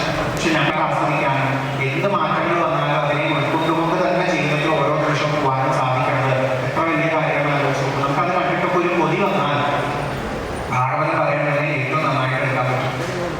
സന്തോഷമായിട്ട് ജീവിക്കാനുള്ളത്, ഉള്ളതെല്ലാം ഏറ്റവും നന്നായിട്ട് ആസ്വദിച്ച് പോകാനുള്ള ഒരു കൊതി, അത് നമ്മുടെ ഉള്ളിൽ വന്ന കൃഷ്ണനെ ആരാധിച്ചാൽ മതി എന്ന് പറയുന്നത്. പക്ഷെ തമാശ എന്താണെന്ന് വെച്ചാൽ ഭാഗവതം കാണിച്ചു തരുന്ന ഈ കൃഷ്ണന്റെ സങ്കല്പം നമ്മുടെ ഉള്ളിൽ അറിയില്ല. നമുക്ക് കൃഷ്ണനെ പറ്റി കേൾക്കുമ്പോൾ കുറച്ച് അപകടമായിട്ടുള്ള ചിന്താഗതികൾ. ഇപ്പൊ ഈ പറഞ്ഞതുപോലെ എത്രയോ ഭാര്യമാരുടെ ഭർത്താവായി മക്കളുടെ അച്ഛനൊക്കെ ആയിട്ട് കൃഷ്ണൻ എല്ലാ വേഷങ്ങളും ഭംഗിയായി കൊണ്ടാടിക്കൊണ്ട് നിന്നു എന്നല്ല നമ്മൾ ചിന്തിക്കാറുള്ളത്. പകരം നമ്മൾ ചിന്തിക്കാറുള്ളത് കൃഷ്ണനെ കേൾക്കുമ്പോഴേക്കും കുറെ ഭാര്യമാരുണ്ടല്ലോ, കുറെ മക്കളുണ്ടല്ലോ എന്ന് ചിന്തിക്കും. അഷ്ടമിരോഹിണി സമയത്തൊക്കെ ഏറ്റവും ഭംഗിയായിട്ട് നമ്മുടെ അമ്പലത്തിലൊക്കെ ഘോഷയാത്രകളൊക്കെ ആയിട്ട് കാര്യങ്ങൾ നടക്കുന്നതാണുള്ളത്. എത്രയോ കുട്ടികൾ കൃഷ്ണവേഷം കെട്ടി വരുന്നതൊക്കെ കാണാം. എല്ലാവർക്കും കൃഷ്ണവേഷം കെട്ടാനൊക്കെ വലിയ താല്പര്യം. കൃഷ്ണവേഷം കെട്ടി നിൽക്കുന്ന സമയത്ത് കുട്ടികളുടെ അമ്മയടുത്ത് പോയിട്ട് മക്കളെ കണ്ട കൃഷ്ണനെ പോലെ തന്നെ ഉണ്ടെന്ന് പറഞ്ഞപ്പോൾ ഒരു വലിയ സന്തോഷം. പക്ഷെ അതേപോലെ അവരുടെ പോയിട്ട് വലുതായാലും കുട്ടിയോട് കൃഷ്ണനെ പോലെ തന്നെ ആവട്ടെ എന്ന് പറഞ്ഞു, അത് അത്ര ഇഷ്ടമാണെന്ന് ചോദിച്ചത്. കാരണം കൃഷ്ണനുള്ള വാക്ക് കേൾക്കുമ്പോൾ നമ്മൾ ചിന്തിക്കുന്നത് കുറെ സ്ത്രീകൾ പിന്നാലെ നടക്കുന്ന, കുറെ സ്ത്രീകളുടെ പിന്നാലെ നടക്കുന്ന ആരോ ആണ് എന്നുള്ള അർത്ഥത്തിലാണ് എപ്പോഴും ആ വാക്ക് ഉപയോഗിക്കുന്നത് ആ ഒരു രീതിയിലാണ്. പക്ഷെ ഭാഗവതം എത്ര നന്നായിട്ടാണ് നമുക്ക് ഒരു ചിത്രം കാണിച്ചു തരുന്നത്. കൃഷ്ണൻ എന്ന് പറഞ്ഞാൽ അങ്ങനെയില്ല. എത്രയോ വേഷങ്ങളുണ്ടോ അത്രയും വേഷങ്ങൾ ഏറ്റവും ഭംഗിയായിട്ട് ആടി നിൽക്കുന്ന ഒരാളായിട്ടാണ് ഏറ്റവും കുറിച്ച് പോകാറ്. ലൈഫ് ഏറ്റവും നന്നായിട്ട് മാനേജ് ചെയ്യുന്നത് കൃഷ്ണനെയാണ് നമുക്ക് ഭംഗിയായിട്ടുള്ള കാണിച്ചു തരുന്നത്. ആ കൃഷ്ണനെ നമുക്ക് ആരാധിക്കാൻ പറ്റുകയാണെങ്കിൽ നമുക്കും അതേപോലെയാവാം. നമുക്കും ഈ ജീവിതത്തിൽ ഒരു മകന്റെയും ഭർത്താവിന്റെയും അച്ഛന്റെയും ഒക്കെ റോളുകൾ ഏറ്റവും ഭംഗിയായിട്ട് കൊണ്ടു നടക്കാം. ഒരു മകളുടെയും ഭാര്യയുടെയും അമ്മയുടെയും ഒക്കെ റോളുകൾ ഏറ്റവും നന്നായിട്ട് കൊണ്ടു നടക്കാം. സന്തോഷമായിട്ട് ജീവിക്കാൻ പറ്റും. ഒരു അമ്മയാണ് ഞാനെന്ന് പറയുമ്പോൾ, ഒരു ഭാര്യയാണ് ഞാനെന്ന് പറയുമ്പോൾ, ഒരു അച്ഛനാണ് ഞാനെന്ന് പറയുമ്പോൾ, ഭർത്താവാണ് ഞാനെന്ന് പറയുമ്പോൾ സന്തോഷമായിട്ട് ഈ ജീവിതത്തെ ഉൾക്കൊണ്ടു പോകാൻ പറ്റും. പക്ഷെ പലപ്പോഴും അങ്ങനെയല്ല നമ്മൾ എന്നുള്ളത് കാണണം. അത്രയുള്ള വിഷയം. നമ്മുടെ ജീവിതത്തിൽ പലപ്പോഴും നമ്മുടെ സങ്കല്പം അതല്ല. നമ്മൾ ഇങ്ങനെ ജീവിക്കാൻ പറ്റാണ്ട് എത്രയോ കഷ്ടപ്പെട്ട് പോകുന്നത് ധാരാളമാണ്. ഭാഗവതം തന്നെ പല വഴികളിലും പല രീതികളിലും അത് കാണിച്ചു തരുന്നത്. പഴയ കാര്യങ്ങളൊക്കെ സങ്കടപ്പെട്ടിരിക്കുക, വരാൻ പോയ കാര്യങ്ങൾ ആലോചിച്ച് ടെൻഷൻ എടുക്കുക, ആരെങ്കിലുമൊക്കെ വിട്ടുപോയതോർത്ത് ഇന്നും വിഷമിച്ചുകൊണ്ടേയിരിക്കുക. പക്ഷെ ഇതിനൊക്കെ ഉള്ള ഉത്തരങ്ങൾ നമ്മൾ നോക്കുമ്പോൾ ഭാഗവതം കാണാനാണ്. ഇതിനൊക്കെ ഒരു മറുവശം ഭാഗവതം നോക്കുമ്പോൾ കാണാനുണ്ട്. 6 മക്കൾ മരിച്ചു പോയ വസുദേവനെ ചിരിച്ചിരിക്കുന്നത് കാണിച്ചു തരുന്നുണ്ട്. എത്ര ഭംഗിയായിട്ട് അദ്ദേഹം ജീവിതത്തിൽ ഉൾക്കൊള്ളുന്നത്. എത്രയോ കാശ് നഷ്ടപ്പെട്ടിട്ടും വിഷമിക്കാതെ ഇരുന്ന ആൾക്കാരെ കാണാം. കുചേലന്റെ കാര്യമൊക്കെ നമ്മൾ കേട്ടിട്ടുള്ളതാണ്. മറ്റുള്ളവരെ നോക്കുന്ന സമയത്ത് കുചേലൻ ദരിദ്രനാണെന്ന് തോന്നുമെങ്കിലും അദ്ദേഹത്തിന് ഒരിക്കലും സ്വയം ദാരിദ്ര്യം അനുഭവിച്ചിട്ടില്ല, അല്ലെങ്കിൽ അനുഭവപ്പെട്ടിട്ടില്ല എന്നതാണ്. അദ്ദേഹം ഉള്ളതിൽ തൃപ്തനായിട്ടാണ് ജീവിച്ചിരുന്നത് എന്ന് പറയും. ഭാഗവതമാ സുധാമാവിനെ ഉദാഹരിച്ചുകൊണ്ട്, അല്ലെങ്കിൽ കൃഷ്ണൻ ആ സുധാമാവിനെ ഉദാഹരിച്ചുകൊണ്ട് തന്റെ ഒപ്പം നിന്നുള്ളവരോടൊക്കെ വിളിച്ചു പറഞ്ഞിട്ടുള്ളത് ഇതേപോലെ ആവാൻ ശ്രമിക്കണം. അതുപോലെ ആവാൻ ശ്രമിക്കണം എന്ന് പറഞ്ഞാൽ ദരിദ്രനായിട്ട് ജീവിക്കണം എന്നല്ല ഉദ്ദേശിക്കുന്നത്. ഉള്ളപ്പോഴും ഇല്ലാത്തപ്പോഴും മനസ്സടക്കി ശാന്തമായിട്ട് ജീവിക്കാൻ പറ്റണം. എന്താണോ നമുക്ക് ഈ ജീവിതത്തിൽ കിട്ടിയിരിക്കുന്നത് അതും ഉൾക്കൊണ്ടു പോകാൻ പറ്റണമെന്നാണ്. ശരീരത്തിന് സാധാരണ ആൾക്കാരുടെ സങ്കല്പം അനുസരിച്ചുള്ള സൗന്ദര്യവും ആരോഗ്യവും ഇല്ലാണ്ട് വിഷമിച്ചു പോയ എത്രയോ പേരുടെ ജീവിതങ്ങൾ ഭാഗത്തും കാണിച്ചു തരുന്നുണ്ട്. പക്ഷെ അവരും ജീവിതത്തെ ഏറ്റവും നല്ലതുപോലെ കൊണ്ടിരുന്നു.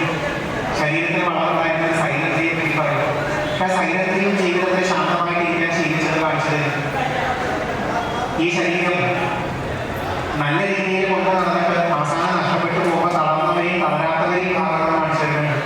ഇതൊക്കെ ഉദാഹരണങ്ങളാണ്. നമ്മൾ ഈ ജീവിതത്തിൽ അനുഭവിക്കുന്ന പലതരം സാഹചര്യങ്ങളും ഏകദേശം അതേ രീതിയിൽ അനുഭവിച്ചതായിട്ട് ചില കഥാപാത്രങ്ങളുടെ കഥകൾ ഭാഗങ്ങൾ കാണിച്ചു തരും. അല്ലെങ്കിൽ എന്തെങ്കിലുമൊക്കെ ചില ചിത്രീകരണങ്ങളിലൂടെ അത് നമുക്ക് കാണിച്ചു തരും. അവിടെ മുഴുവൻ നമ്മൾ ഇന്ന് ചിന്തിക്കുന്നതിന്റെ ചില മറുവശങ്ങളും കാണിച്ചു തരും. കാര്യങ്ങളും ഈ രീതിയിൽ കണ്ടുകൂടെ ചോദിക്കും, വിഷയങ്ങളെ ഈ രീതിയിൽ മനസ്സിലാക്കിക്കൂടെ ചോദിക്കും. അപ്പൊ ഇന്ന് സങ്കടം എന്ന് നമുക്ക് തോന്നുന്നത് സങ്കടമല്ല എന്നുള്ള തിരിച്ചറിവോടുകൂടി ഇതിലും സന്തോഷത്തെ കണ്ടെത്തിക്കൊണ്ട് നമുക്ക് ജീവിക്കാനായിട്ട് പറ്റും. നമുക്കുണ്ടാവുന്ന അർത്ഥങ്ങളെ ഒഴിവാക്കാൻ പറ്റും. കുറെ കൂടി കാര്യങ്ങൾ നേരെയായിട്ട് കണ്ടിട്ട് മുന്നോട്ട് കൊണ്ടുപോകാനായിട്ട് സാധിക്കും എന്ന് കാണാം. ഇതാണ് ഭാഗവതത്തിന്റെ ഒരു പ്രത്യേകത എന്ന് പറയുന്നത്. പക്ഷെ പലപ്പോഴും നമുക്ക് പൂർവികർ പകർന്നു തന്നിട്ടുള്ള ഇതുപോലെയുള്ള പുരാണ ഗ്രന്ഥങ്ങൾ ഈ രീതിയിൽ സ്വീകരിക്കാൻ നമുക്ക് തോന്നാറില്ല എന്നുള്ളതാണ് വിഷയം. ചില ആൾക്കാർ എന്താ ചെയ്യുക വെച്ചാൽ കേൾക്കാനൊരു രസമില്ലെങ്കിൽ നിർദ്ദിഷ്ട ഭാഗവതത്തിന്റെ കഥകൾ കഥ പഠിക്കാൻ വേണ്ടിയിട്ട് മാത്രം കേൾക്കും. വേറെ ചിലര് ആ ഭാഗവതം വേറെ ഏതെങ്കിലും രീതിയിൽ സാഹിത്യപരമായിട്ട് മറ്റൊക്കെ ആസ്വദിക്കാനായിട്ട് നോക്കും. പക്ഷെ ഭാഗവതാദി ഗ്രന്ഥങ്ങൾ മുഴുവൻ നമ്മുടെ പൂർവികർ പറഞ്ഞു തന്നത്, നമുക്ക് പകർന്നു തന്നിട്ടുള്ളത് നേരത്തെ പറയുന്നത് പോലെ സ്വസ്ഥമായി സന്തോഷമായിട്ട് ജീവിക്കാനാണ് എന്നുള്ളത് പലപ്പോഴും മറന്നു പോകും. കഥകളിലൂടെ ഏറ്റവും നല്ല കാര്യങ്ങൾ നമുക്ക് പറഞ്ഞു തരാനായിരുന്നു ഭാഗവതത്തിന്റെ ഉദ്ദേശം എന്നുള്ളത് നമ്മൾ ചിലപ്പോൾ മറന്നു പോകുന്നതായിട്ട് കാണാം. അത് സ്വീകരിച്ചാൽ വളരെ നല്ലത് എന്നൊന്ന് ഓർമ്മിപ്പിക്കണമെന്ന് മാത്രം. ഇത്രയും നേരം ഭാഗവതത്തിൽ ചില രംഗങ്ങൾ മാത്രം എടുത്തുകൊണ്ട് ഭാഗവതം കാണിച്ചു തരുന്ന ജീവിത സങ്കല്പത്തിനെ വേണ്ടിയിട്ട് ചെറുതായിട്ടൊന്ന് പറയുകയാണ് ചെയ്തിരുന്നത്, ഒന്ന് സൂചിപ്പിക്കുകയാണ് ചെയ്തിരുന്നത്. ഇനി ഇത്രയും പറഞ്ഞ ആശയങ്ങളെ തന്നെ ഒന്ന് സംക്ഷിപ്തമായിട്ട് എടുക്കാൻ പാകത്തിന് ഭാഗവതം കാണിച്ചു തരുന്ന ഒരു കഥ മാത്രം ഒന്ന് കാര്യമായിട്ടൊന്ന് നോക്കിയിട്ട് നമുക്ക് നിർത്താം എന്നാണ് കരുതുന്നത്. അതും എല്ലാവർക്കും പരിചയമുള്ള ഒരു കഥ തന്നെയാണ്. ഭഗവാന്റെ ഒരു അവതാരത്തെ പറ്റിയിട്ട് കാണിച്ചു തരുന്ന കഥയാണ് നരസിംഹാവതാര കഥയാണ്. ഈ നരസിംഹാവതാര കഥ പറയാനുള്ള കാരണം എന്താ ചോദിച്ചാൽ, ഇത്രയും നേരം പറഞ്ഞ കാര്യങ്ങളെ ഈ നരസിംഹാവതാര കഥയിൽ ഒന്ന് സംക്ഷിപ്തമായിട്ട് നമുക്ക് ഓർക്കാനായിട്ട് പറ്റും. നമ്മുടെ മുന്നിൽ രണ്ട് പ്രധാന കഥാപാത്രങ്ങൾ, ഒന്ന് ഹിരണ്യകശിപുവാണ്, മറ്റൊന്ന് പ്രഹ്ലാദൻ ആണ്. അപ്പോൾ ഒരു ചെറിയ രീതിയിലേക്ക് എല്ലാവരും കേട്ടിട്ടുണ്ടാവുന്നതാണ് ഹിരണ്യകശിപു സ്വന്തം മകനായിട്ട് പ്രഹ്ലാദനെ ഉപദ്രവിക്കാൻ നോക്കിയും ഭഗവാൻ നരസിംഹ രൂപത്തിൽ വന്നു നോക്കി.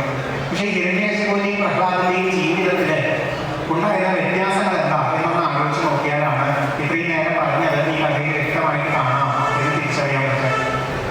ഹിരണ്യകശിപു ജീവിതത്തിൽ ചിന്തിച്ചിരുന്നത് ഞാൻ വിചാരിച്ച പോലെ എല്ലാ കാര്യങ്ങളും നടക്കണമെന്നാണ്. പ്രഹ്ലാദൻ ചിന്തിച്ചിരുന്നത് ഞാൻ വിചാരിച്ചതുപോലെ എല്ലാം നടക്കണമെന്നില്ല, അതുകൊണ്ട് എൻ്റെ വാശി ഞാൻ മാക്സിമം കുറയ്ക്കാൻ നോക്കണം. ഈ രണ്ടുപേരും നമ്മുടെ മുന്നിലുണ്ട്. ഈ രണ്ടുപേരിൽ ആരാണ് അവസാനം ജയിച്ചതെന്ന് മാത്രമേ നമുക്ക് നോക്കാനായിട്ട് ഉണ്ടാവൂ. ഹിരണ്യകശിപുവിന്റെ സങ്കല്പം എന്ന് പറയുന്നത്, എനിക്ക് പേടിക്കാതിരിക്കണം എന്നുണ്ടെങ്കിൽ, എനിക്ക് ജീവിതത്തിൽ വേണ്ടതെല്ലാം സന്തോഷമായിട്ട് കിട്ടണം എന്നുണ്ടെങ്കിൽ ഞാൻ വിചാരിച്ച പോലെ കാര്യങ്ങൾ നടക്കാനുള്ള പവർ ഉണ്ടാക്കിയെടുക്കണം എന്നാണ് ഹിരണ്യകശിപു ചിന്തിച്ചത്. ആ ഒരൊറ്റ കാരണം കൊണ്ടാണ് ഹിരണ്യകശിപു പ്രാർത്ഥിച്ചു വരം വാങ്ങിയത്. ഹിരണ്യകശിപു പ്രാർത്ഥിച്ചു വാങ്ങി വരങ്ങളൊക്കെ ശ്രദ്ധിച്ചാൽ മനസ്സിലാവും. എനിക്ക് രാവും പകൽ പ്രശ്നമായത്, ഭൂമിയും ആകാശം പ്രശ്നമായത്, മനുഷ്യനാണോ മൃഗമാണോ എൻ്റെ മുന്നിൽ നിൽക്കണത് എന്നുള്ളത് പ്രശ്നമായത്, ആരിൽ നിന്നും ഒന്നിൽ നിന്നും എവിടെ നിന്നും എനിക്ക് ഒരു തരത്തിലുള്ള ബുദ്ധിമുട്ടുകൾ ഉണ്ടാവരുതെന്നാണ് ഹിരണ്യകശിപു ഉദ്ദേശിച്ചത്. അതായത് എവിടെ പോയാലും ഏത് സമയത്തായാലും ആരുടെ മുന്നിലായാലും ഞാൻ വിചാരിച്ച പോലെ കാര്യങ്ങൾ നടക്കണം, ഒന്നിനും ഒരു തടസ്സം ഉണ്ടാവരുത്, ഒന്നിനും ഒരു കുറവുണ്ടാവരുത് എന്നുള്ള ചിന്ത. ഈ വരം കിട്ടിയതോടുകൂടി ഹിരണ്യകശിപു വലിയ അഹങ്കാരിയായിട്ട് മാറിയതാണ്. ലോകത്തെ മുഴുവൻ നിയന്ത്രിക്കാനുള്ള ശക്തി തനിക്ക് കിട്ടിയതുപോലെയാണ് ഹിരണ്യകശിപുവിന്റെ അവസ്ഥ. ഈ പ്രകൃതിയിലുള്ള കാറ്റും മഴയും വെയിലും ഒക്കെ ഹിരണ്യകശിപുവിന്റെ കൺട്രോളിലായി എന്ന് പറയുന്ന ഒരവസ്ഥ. നമ്മളൊക്കെ സാധാരണ പറയാറുള്ളത് വാചകമല്ലോ, ഞാൻ അറിയാത്ത ഇല പോലും അനങ്ങിയാൽ. അപ്പൊ ഹിരണ്യകശിപു അറിയാത്ത ഒരു ഇല പോലും അനങ്ങാത്ത അവസ്ഥയിലേക്കാണ് കാര്യങ്ങൾ കൊണ്ട് എത്തിച്ചിട്ടുള്ളത്. അപ്പൊ ആ രീതിയിലുള്ള ജീവിതം സുഖമല്ലേ എന്നാണ് നമുക്ക് തോന്നുന്നത്. നമ്മൾ വിചാരിച്ചതുപോലെ എല്ലാം നേരിയായിട്ട് എടുക്കാൻ പറ്റിക്കഴിഞ്ഞാൽ വല്ല പ്രശ്നങ്ങളും ഉണ്ടോ? ഹിരണ്യകശിപുവിന്റെ ശാസ്ത്രങ്ങളൊന്നും വേണ്ടാതെയായി, നിയമങ്ങളൊന്നും ആവശ്യമില്ലാതെയായി, ശരി തെറ്റുകളും പുണ്യപാപങ്ങളും ഒന്നും ആവശ്യമില്ലാതെയായി. കാരണം എല്ലാം നമ്മുടെ നിയന്ത്രണത്തിൽ വരാൻ പോകുന്നുണ്ടെങ്കിൽ പിന്നെ നമുക്ക് ശരിയേതാ തെറ്റേതാണെന്നൊന്നും ആലോചിക്കേണ്ട ആവശ്യമില്ല. നമ്മുടെ തെറ്റും ശരി പറയാനുള്ളത് എപ്പോഴാണെന്ന് ചോദിച്ചാൽ എല്ലാം നമ്മുടെ നിയന്ത്രണത്തിലല്ലാത്തത് കൊണ്ട് ചെയ്യുന്ന കാര്യങ്ങൾ നമുക്ക് ബുദ്ധിമുട്ടാവാതിരിക്കാൻ വേണ്ടിയിട്ടാണ് തെറ്റൊഴിവാക്കി ശരി ചെയ്യാൻ പറയുന്നത്. പക്ഷെ എല്ലാം നമ്മുടെ നിയന്ത്രണത്തിലാവണമെന്നുണ്ടെങ്കിൽ പിന്നെ നമുക്ക് ശരി തെറ്റുകൾ ആലോചിക്കേണ്ട കാര്യമില്ല. ഞാൻ ചെയ്യുന്നതൊക്കെ ശരിയാണ്, ഞാൻ വിചാരിച്ച പോലെയൊക്കെ തന്നെ ചെയ്തു പോയാൽ മതി കാണാം. ഹിരണ്യകശിപുവിനെ സ്വന്തം നിയന്ത്രണത്തിൽ എല്ലാം കൊണ്ടുവരാൻ ശ്രമിച്ച ഏറ്റവും ഉയർന്ന ആളായിട്ടാണ് ഭാഗവതം കാണിച്ചത്. നമുക്കൊക്കെ നമ്മുടെ ഉള്ളിൽ ഈ ഹിരണ്യേശ്വരനെ പോലുള്ള സ്വഭാവങ്ങൾ ഉണ്ട് എന്ന് ആലോചിച്ച് നോക്കിയാൽ ധാരാളമാണ്. മനുഷ്യ സമൂഹം മുഴുവൻ കാലങ്ങളായിട്ട് പല സാധനങ്ങളും കണ്ടുപിടിച്ച് മുന്നോട്ട് പോയിക്കൊണ്ടിരിക്കുന്നത് ഇതേപോലെ സ്വന്തം ഇഷ്ടത്തിന്റെ കാര്യങ്ങളൊക്കെ നടപ്പിലാക്കാൻ വേണ്ടിയിട്ടാണ്. എപ്പോഴും പറയാൻ തോന്നാറുള്ള രണ്ട് ഉദാഹരണങ്ങളാണ്. അതിലൊന്ന്, നമ്മൾ കണ്ടുപിടിച്ച ഒരു സാധനം എന്തിനു വേണ്ടിയാണ് കണ്ടുപിടിച്ചെന്ന് ചോദിച്ചാൽ, നമ്മൾ ഉണ്ടാക്കുന്ന ഭക്ഷണമൊക്കെ കുറച്ച് മണിക്കൂർ കഴിഞ്ഞാൽ കേടാവുമെന്ന് തോന്നിയപ്പോൾ, അത് കാലത്തിന്റെ നിയമമാണ്, പ്രകൃതിയുടെ നിയമമാണെന്ന് തോന്നിയപ്പോൾ, നമ്മുടെ ഇഷ്ടത്തിന് വിപരീതമാണെന്ന് തോന്നിയപ്പോൾ, കുറച്ച് മണിക്കൂറുകളും കൂടെ നമ്മുടെ ഇഷ്ടത്തിനനുസരിച്ച് അതൊന്ന് നിലനിർത്തി കിട്ടണമെന്ന് തോന്നിയപ്പോൾ നമ്മൾ കണ്ടുപിടിച്ച സാധനമാണ് ഫ്രിഡ്ജ് അല്ലെങ്കിൽ റെഫ്രിജറേറ്റർ എന്ന് പറയുന്നത്. ആ കണ്ടുപിടിച്ചതിൽ നമ്മുടെ ആശയം എന്താണെന്ന് ആലോചിച്ചു. പ്രകൃതിക്ക് ഒരു നിയമമുണ്ട്, അത് എൻ്റെ ഇഷ്ടത്തിന് വിപരീതമാണ്. ആ പ്രകൃതി നിയമത്തെ മറികടത്തിക്കൊണ്ട് എനിക്ക് എൻ്റെ കാര്യങ്ങൾ നടപ്പിലാക്കാൻ സാധിക്കണം. അതിനുവേണ്ടി കണ്ടുപിടിച്ചതാണ്. തണുപ്പിച്ചിട്ട് പിന്നെ ചൂടാക്കി കഴിക്കുന്നത് ആരോഗ്യത്തിന് നല്ലതൊന്നുമല്ല, പക്ഷെ നമ്മൾ നല്ലോണം ചെയ്യും. അങ്ങനെ ചെയ്തിട്ട് എന്തെങ്കിലും വയ്യായ്മ വന്നാൽ വയ്യായ്ക്ക് മരുന്നായിട്ടുള്ള മരുന്ന് പോലും നമ്മളെന്നെ കണ്ടുപിടിച്ചിട്ടുണ്ടെന്ന് മാത്രമേ ഉള്ളൂ. അപ്പോൾ വളഞ്ഞ വഴിക്കാൻ നമ്മൾ അതിൽ പോയിക്കൊണ്ടിരിക്കും. ഇതൊരു ഫ്രിഡ്ജിന്റെ ഉദാഹരണമാണ് വെച്ചാൽ ഇതുപോലെ എത്രയോ ഉദാഹരണങ്ങൾ നമ്മൾ ഈ ജീവിതത്തിൽ നേടിയെടുക്കാൻ നോക്കുന്നത് മുഴുവൻ എൻ്റെ ഇഷ്ടത്തിനെല്ലാം ആക്കാൻ പറ്റുമോ, എൻ്റെ സൗകര്യത്തിനെല്ലാം ആക്കാൻ പറ്റുമോ. നമ്മുടെ ഉള്ളിൽ വരുന്ന തോന്നലുകളെ നമ്മൾ ഒരിക്കലും അഡ്ജസ്റ്റ് ചെയ്യാൻ നോക്കില്ല. പകരം ഉള്ളിൽ വരുന്ന തോന്നലുകൾക്കനുസരിച്ച് പുറം ലോകം മുഴുവൻ അഡ്ജസ്റ്റ് ചെയ്ത് കിട്ടാൻ പറ്റുമോ എന്നാണ് നമ്മൾ എപ്പോഴും നോക്കിക്കൊണ്ടിരിക്കുന്നത്. വാശികളെ നടത്താനാണ് നോക്കുന്നത്, വാശികളെ മാനേജ് ചെയ്യാൻ നമ്മൾ പലപ്പോഴും ശ്രമിക്കാറില്ല. ഹിരണ്യേശ്വരി ഒരു വലിയ ആശയം, എല്ലാം ഞാൻ വിചാരിച്ച പോലെ ചെയ്താൽ മതി, കാലത്തിനെ പോലെ വെല്ലുവിളിച്ചുകൊണ്ട് എനിക്ക് പലതും നേടിയെടുക്കാൻ പറ്റും, എല്ലാം എൻ്റെ നിയന്ത്രണത്തിലാക്കാൻ പറ്റും എന്നുള്ള തോന്നൽ. ഇതെല്ലാവരും ഫോളോ ചെയ്ത് വന്നു കഴിഞ്ഞാൽ ലോകം മുഴുവൻ നശിക്കുന്നു തോന്നിയപ്പോൾ കുറേ പേര് പ്രാർത്ഥിച്ചത്. ആ പ്രാർത്ഥനയുടെ ഫലമായിട്ടാണ് ഭഗവാൻ ഉറപ്പ് കൊടുക്കുന്നത്. ഹിരണ്യകശിപു എത്ര വിചാരിച്ചാലും ഇതേപോലെ എല്ലാവരും ആകില്ല. ഹിരണ്യകശിപുവിന്റെ തന്നെ മകനായിട്ടുള്ള പ്രഹ്ലാദൻ ഇതിൽ നിന്ന് വിഭിന്നമായ ഒരു ജീവിത സങ്കല്പത്തിലൂടെ കൊണ്ടു നടക്കുന്നുണ്ട്. ആ പ്രഹ്ലാദൻ ഉള്ളിടത്തോളം ഹിരണ്യകശിപു ഒരിക്കലും ഇവിടെ വിജയിക്കില്ല. എപ്പോഴെങ്കിലും ഹിരണ്യകശിപു ആ പ്രഹ്ലാദനെ തൊട്ട് കളിക്കാൻ നോക്കിക്കഴിഞ്ഞാൽ എത്ര പരമ്പരമുള്ളവനാണെങ്കിലും ഹിരണ്യകശിപുവിനെ ഇല്ലാതെയാക്കും എന്ന കാലസ്വരൂപിയുടെ ഉറപ്പാണ് കാലഘട്ടങ്ങളിലൊക്കെ കിട്ടുന്നത്. പിന്നെ നമുക്ക് ഭാഗവതം കാണിച്ചു തരുന്ന പ്രഹ്ലാദനെ 14 ലോകവും അടക്കി ഭരിച്ച് ഞാൻ വിചാരിച്ച പോലെ അല്ലാണ്ട് ഒരു കാര്യം നടക്കില്ല എന്ന് ഉറപ്പിച്ച് നടക്കുന്ന ഹിരണ്യകശിപുവിന്റെ ഇളയ മകനായിട്ടുള്ള പ്രഹ്ലാദൻ പക്ഷെ വാശി പിടിക്കാത്ത ഒരാളാണ്. പ്രഹ്ലാദനെ ഞാൻ വിചാരിച്ച പോലെ എല്ലാ കാര്യങ്ങളും നടക്കണം ഒരു ചിന്തയില്ല. പകരം വാശികൾ മാക്സിമം കുറച്ചുകൊണ്ട് ഉള്ളതിൽ സന്തോഷമായിട്ടാണ് ഇരിക്കുന്നത്. ജീവിതത്തിൽ വിഷമിച്ചിരിക്കുന്നവരുടെ അടുത്ത് പോയിട്ട് പ്രഹ്ലാദൻ പറയുന്നത് വാശി പിടിച്ചതെല്ലാം നടക്കണമെന്നില്ല, ഉള്ളതിൽ സന്തോഷമായിട്ട് ഇരിക്കാൻ ശ്രമിക്കൂ, ഉള്ളത് ഏറ്റവും നന്നായിട്ട് ആസ്വദിച്ചു പോകൂ എന്നാണ് എപ്പോഴും പറയുന്നത്. ഇത് കാണുമ്പോൾ ഹിരണ്യകശിപുവിന് ഇഷ്ടമാവില്ല. കാരണം താൻ കാണിക്കുന്ന ഒരു ജീവിത സങ്കല്പത്തിന് നേരെ വിപരീതമായിട്ടാണ് തന്നെ മകൻ പോണത് എന്ന് തോന്നുന്നു. പ്രഹ്ലാദന് വെറുതെ ഇരിക്കുമ്പോഴേ സന്തോഷം. ഹിരണ്യകശിപുവിന് അങ്ങനെയില്ല, എല്ലാവരെയും ഇടയ്ക്ക് ധരിച്ച് എല്ലാവരും തന്നെ കാൽച്ചോട്ടിലാണെന്ന് ഉറപ്പിച്ച് എൻ്റെ ഇഷ്ടത്തിനെല്ലാം നടപ്പിലാക്കിക്കൊണ്ട് ഇങ്ങനെ ഇരിക്കുമ്പോൾ മാത്രമാണ് എനിക്ക് സുഖം കിട്ടുന്നത്. പ്രഹ്ലാദന് വാശി പിടിക്കാതെ ഉള്ളത് സന്തോഷമായിട്ട് ഇരിക്കുന്നതേ സുഖമാണ്. ഹിരണ്യകശിപുവിന് ഓരോ നിമിഷവും ഞാൻ വിചാരിച്ച പോലെ കാണണം, ഞാൻ വിചാരിച്ച പോലെ കേൾക്കണം, ഞാൻ വിചാരിച്ചത് കഴിക്കണം, ഞാൻ വിചാരിച്ച പോലെ ആൾക്കാർ നിൽക്കണം എന്നുള്ള ചിന്ത. തന്നെ പോലെ അല്ല തന്റെ മകനായിട്ട് പ്രഹ്ലാദനെ കണ്ടപ്പോൾ ഹിരണ്യകശിപുവിന് സംശയമായി. അവിടെയുള്ള ഗുരുനാഥന്മാരെ വിളിച്ചിട്ട് പ്രഹ്ലാദനെ പാഠങ്ങൾ പറഞ്ഞു കൊടുക്കാൻ പറഞ്ഞു. ആ പാഠങ്ങളിൽ മുഴുവൻ പറഞ്ഞു കൊടുക്കുന്നത് നമുക്കൊക്കെ പലപ്പോഴും ഉള്ള ജീവിത സങ്കല്പങ്ങളാണ്. ജീവിതത്തിലെ ഏറ്റവും വലിയ ലക്ഷ്യം എന്താണെന്ന് ചോദിച്ചാൽ നമ്മുടെ മനസ്സിലുള്ള ആഗ്രഹങ്ങൾ മുഴുവൻ നടപ്പിലാക്കാനാണ് ലക്ഷ്യം. നമ്മുടെ മനസ്സിലെ ആഗ്രഹങ്ങൾ മുഴുവൻ നടപ്പിലാക്കണമെങ്കിൽ നമുക്ക് കുറേ സൗകര്യങ്ങൾ വേണം, ശക്തി വേണം, അധികാരം വേണം. അതിനു വേണ്ടിയിട്ടാണ് നമ്മൾ പല അറിവുകളും നേടിയെടുക്കേണ്ടത്, പല സ്കില്ലുകളും ഉണ്ടാക്കേണ്ടത്.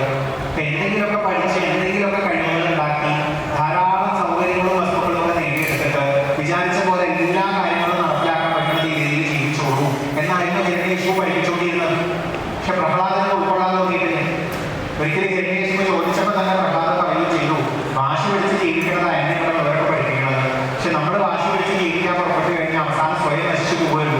കാരണം മനസ്സിനെ വാശി പിടിപ്പിക്കാനായിട്ട് നമ്മൾ പ്രേരിപ്പിച്ചു കഴിഞ്ഞാൽ പിന്നെ ആ മനസ്സ് പോണതിനൊരു കണക്കുണ്ടാവില്ല. പിന്നെ നമുക്കതിനെ പിടിച്ചാൽ കിട്ടിക്കൊള്ളണമെന്നില്ല. മനസ്സടങ്ങി ഉള്ളതിൽ തൃപ്തിപ്പെട്ട് ജീവിക്കുന്നതാണ് ഏറ്റവും മിനിമത്തിൽ സന്തോഷിച്ച് ജീവിക്കുന്നതാണ് ഏറ്റവും നല്ലത് എന്ന് പ്രഹ്ലാദൻ പറഞ്ഞു. ഹിരണ്യകശിപുവിന് അത് ഇഷ്ടാവാതെ ഗുരുപുത്രന്മാരോട് ചോദിച്ചപ്പോൾ അവർ പറഞ്ഞു പ്രഹ്ലാദന് ഇതെങ്ങനെയാ വന്നേന്ന് അറിയില്ല. ഹിരണ്യകശിപു തന്നെ ചിന്തിക്കുന്നുണ്ട്, ചിലപ്പോൾ ആരെങ്കിലും പറഞ്ഞു കൊടുത്തിട്ടാവും ചെറിയ വായിൽ എൻ്റെ വർത്താനൊക്കെ പറയുന്നത്. ഗുരുപുത്രന്മാരും ചോദിച്ചു